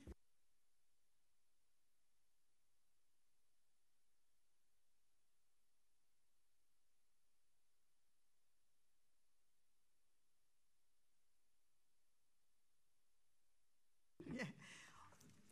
Okay.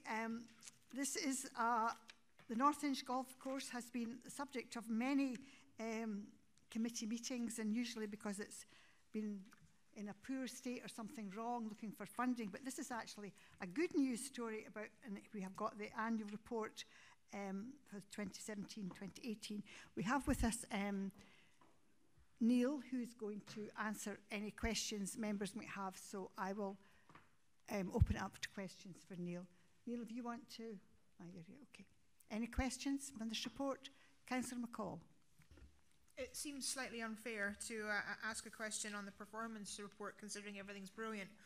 But we have a target of visitors rounds played, which we're slightly under. Do you have any understanding as to why we either missed the idea of what that was going to be, or is there an issue on bringing in visitors? No, the main reasoning in last year was our weather. So through June, July, August last year, we had 204% of the average rainfall for this area. That impacts our daily play rounds of golf that come in. So when we actually look at our numbers on our annual season tickets, that's a better benchmark of how busy or how well we're doing, because people sign up for a year in advance.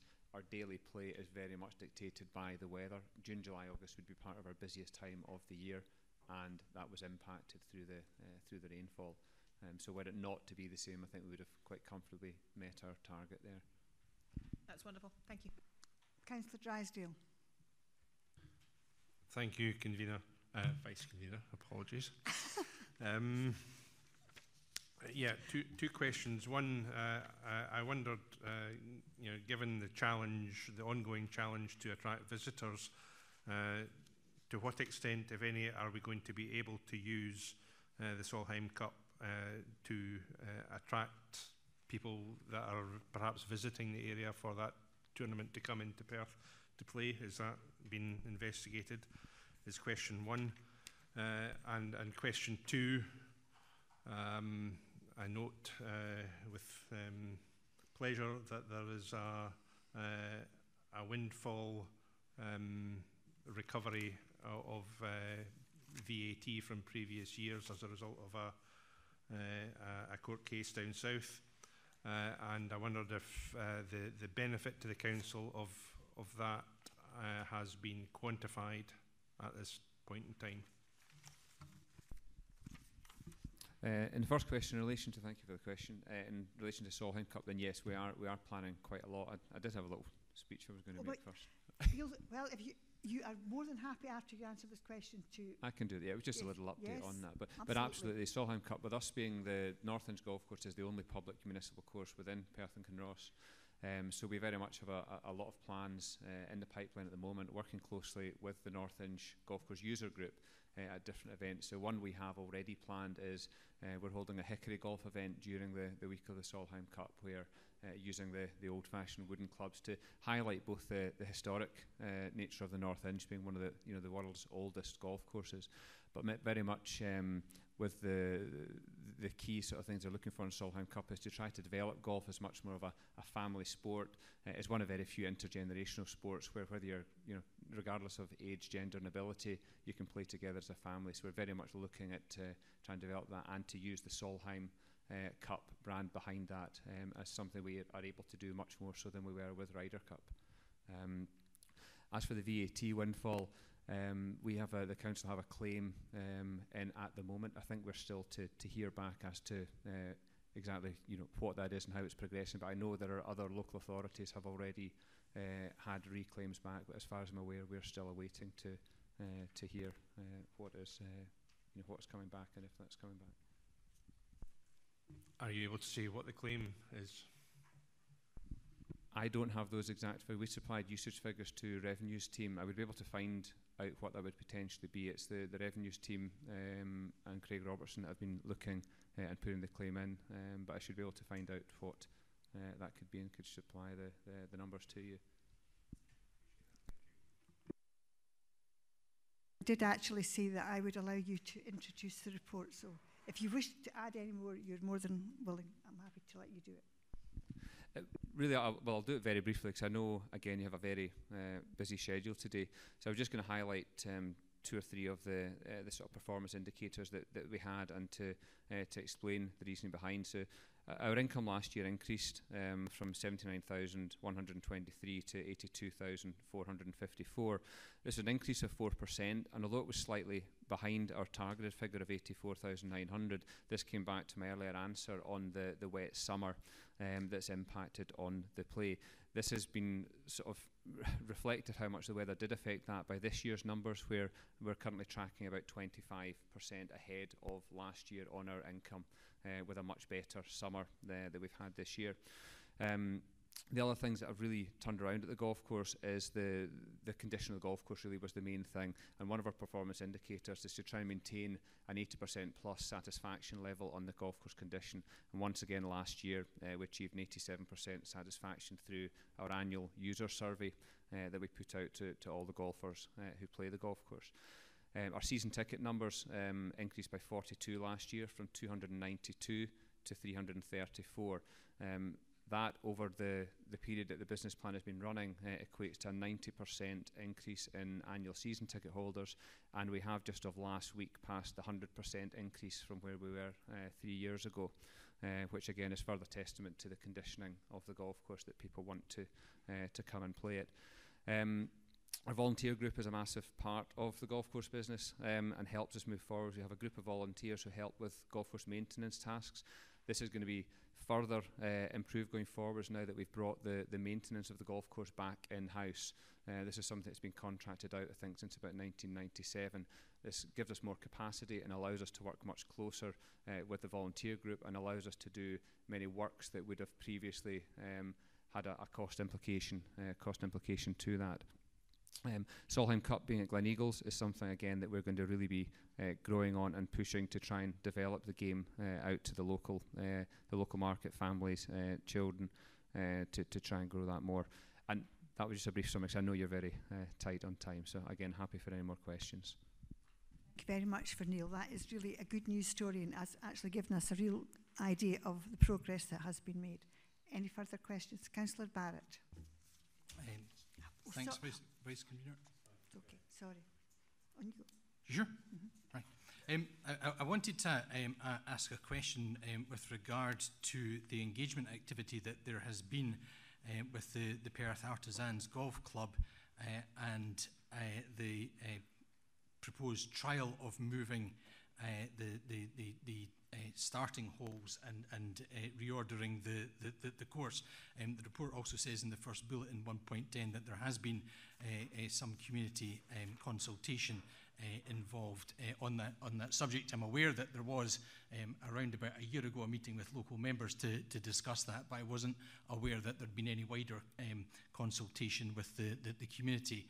I think there are concerns in the community about the impact that this could potentially have on parking in the Muirton Bank end of the street nearest, and Harley Terrace and Place nearest the Artisans Club, and what is being proposed or considered with regard to traffic management or parking management in association with the trial.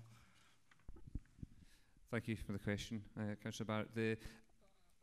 Looking in here, I'm not sure that we've stated that we've consulted further with the local residents. We, as part of the proposed trial, that is absolutely what we would look to do. I think this has been something that we have met with the local elected members, and we have been dealing with the golf club and the golf course user group to try and help bring back the golf clubhouse building that's been underutilised, and to help further develop the golf course business by having a meeting space that can be used. We fully understand that the parking issues is something that has been raised by local residents. What we believe is that by running a 4 to 6 week trial, this is really the only way that we'll be able to get real evidence to show as to impact that may be with parking. We have spoken with the roads department, who are going to operate a survey, or they would operate if a trial was to go ahead, a survey of the parking, both before, during and after any trial for the same period of time, so that we would have accurate figures to show of any increase in parking that would be potentially caused by the golf club relocation. We would, however, still be promoting and advertising Bell Sports Centre as being the car park for the golf course. We have locker room facilities and changing facilities within Bell Sports Centre, which would remain to be the changing facilities for the golf course. The locker facilities and parking at Perth Artisan Clubhouse would remain exclusively for the Perth Artisan Golf Club members. In fact, their locker rooms are already at capacity, so there isn't any available for anybody else to use at that time. I think that some of the parking impacts are almost entirely predictable. And certainly as a local member, I would welcome a conversation either with the officers involved, or the director, as to what can be done in terms of preparing any necessary parking alterations that are required. I have a feeling, to be honest, that if you introduce a 6 week trial, it would be very difficult to roll back from that and rejig the order of the course, were there to be sort of significant parking issues. So I'd like to try and approach this in a preventative manner, if at all possible. Okay, thank you for those comments, Councillor Barrett. You know, sort of what I think that, you know, sort of I'd be asking and, you know, sort of Bruce and Neil to do is to meet with the local members, you know, sort of talk through the issues and then agree how we take this forward in terms of consultation with the residents and how we will do that monitoring over the 6-week period. Councillor Bailey. Thank you. Two brief questions, if I may. The Hickory Golf sounds very interesting, and I'm wondering whether that's something where, while we have broadcasters in the area for the Solheim Cup, do we have a media strategy in place to let them know about that so that they can maybe use that for filler content and feature the city as well as featuring Gallowhill? And then would you like the second question as well, or do you want to take that one first? Thanks, Councillor Bailey. As a Team Scotland event, just like the Ryder Cup, where there were opportunities to showcase our area, showcase novel things that are happening, we connect very closely with the rest of Team Scotland, Event Scotland, Scottish Government and media. So we will be using these opportunities as best we can to showcase in the Perth and Kinross area. So I think it's a very valid point. Thank you. Fantastic, thank you. And then the second question, I welcome these KPIs and they're all pointing in the right direction. Do we have a figure yet that actually tells us whether the golf course is profitable within the last financial year, or how close it is to becoming profitable? If you could remind members of that, please. I don't have those figures to hand, but the 6-year business plan that was presented in March of 2016 has the figures nailed down. So we're looking to get to our break-even, I think, on page... Oh, sorry.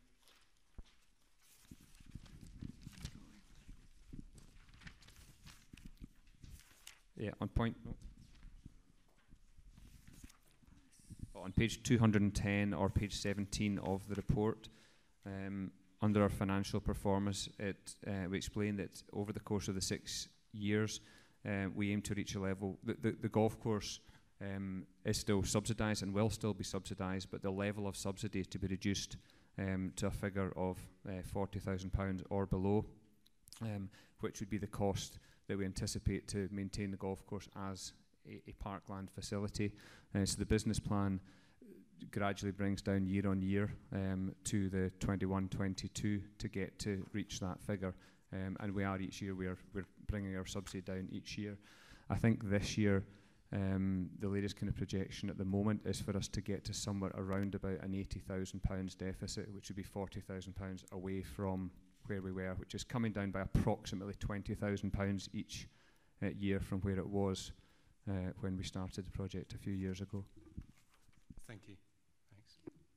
Councillor Williamson.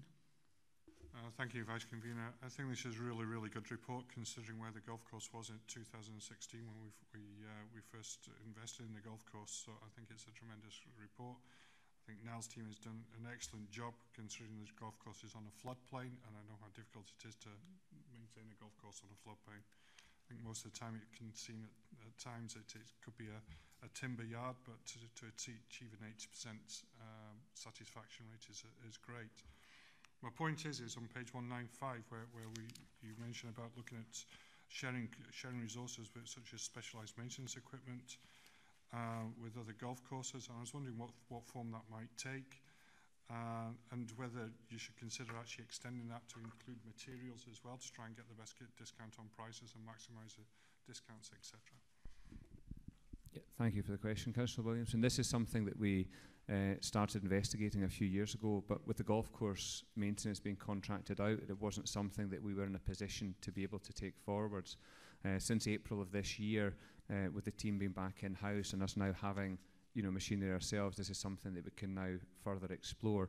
There hasn't been anything more really done to that, just purely in the fact with the team coming over on 1st of April, we've been right through and directly into the season, but absolutely believe that, as you well know, there's a lot of pieces of machinery that are occasional pieces of machinery, and our outlook, when we've been chatting with Bruce also, is almost of a mini farmer's ring type situation that we could look at, where one golf club would have a particular type of machinery, another one, and these could be shared between. And again, as for materials, I think that's very much something that can be looked at. There is already a national sort of buying group, and I know that's something that would be difficult for us to go into potentially, but Scottish Golf have exactly that in place for golf clubs to do, but it's certainly something that we can look at. And I think there is also the Tayside Procurement Consortium, where there is materials that are in a framework for golf courses in there through Angus and Dundee City Council also. That's another question? Yes. It's about the VAT that's coming back to the golf course. I was wondering, is that going to be reinvested into the golf course, or is that going to be just taken into the council pot? Barbara would like to comment. I don't think we've had that conversation. You know, sort of my view is that it would be reinvested back into the golf course. The head of finance might have a slightly different view on that. So, you know, sort of we'll begin those discussions when we know, you know, sort of what we will get back, you know, sort of, and I don't know whether, you know, Bruce or Neil, you've had any of those conversations? No. Yeah. So, and we'll report that back to you in due course. You'll have watched it on YouTube.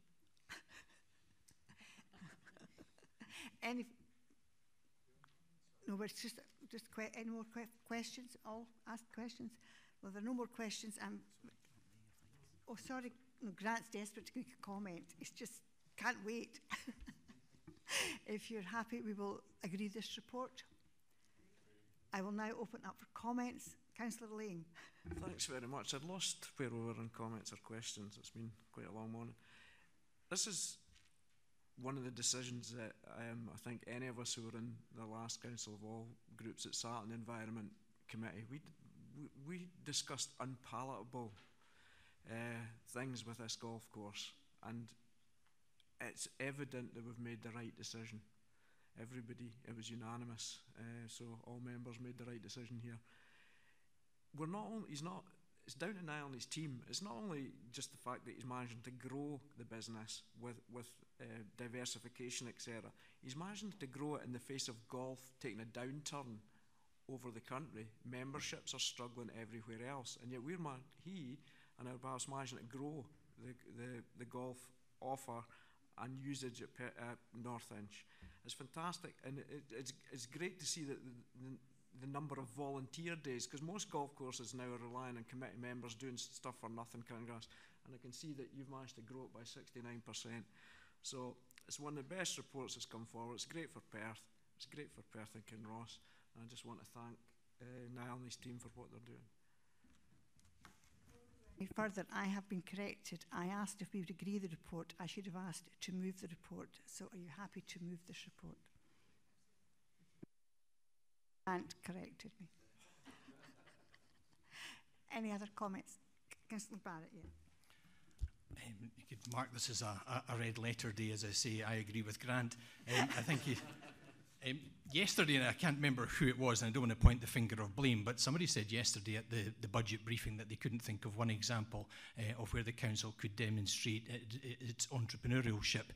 I think that this is a prime example which actually proves just how well the council can display entrepreneurialism when it sets its mind to it and when it gets the right people in place to do it.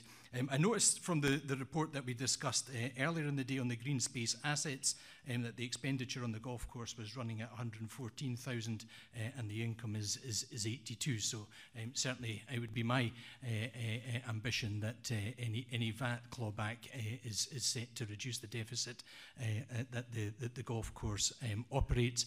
I think some of the comments made by Councillor Lang regarding the increased participation on the golf course, the increased community engagement, the work that they're doing with golf memories, with people affected by dementia are all really laudable. I think getting new golfers in, particularly at a time when golf clubs and courses nationally are in a state of serious decline, turning round Perth, both in the condition of the course and the number of rounds played and the level of satisfaction. At the same time as moving to increased costs, increased recovery of costs through increased green fees and season tickets is all quite remarkable, and that we should all commend Niall on the job that he's done here.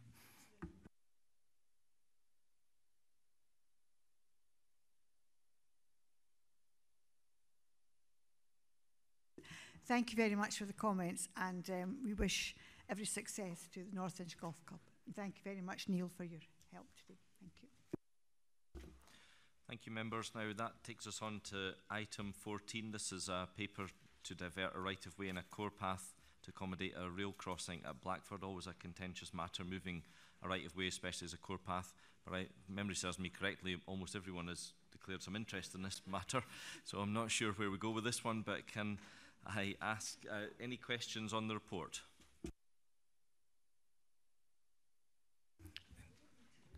Thought it might be worthwhile asking who's Spartacus as everybody leaves. Okay, I apologise. I thought the declaration of interest would allow them to stay in the room, but it seems not. Right. Yep, that's what they feel has to be done.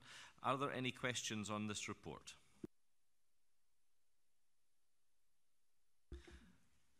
In the absence of questions, I will move the report.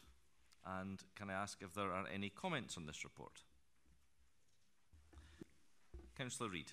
Convener, this is part of an ongoing project within Blackford to hopefully reduce the HGV traffic within Blackford. It's associated with a rail connection to increase the amount of water which is transported by rail. As far as I'm aware, the Community Council fully support this, and this is another good paper. Thank you. Thank you, Councillor Reid.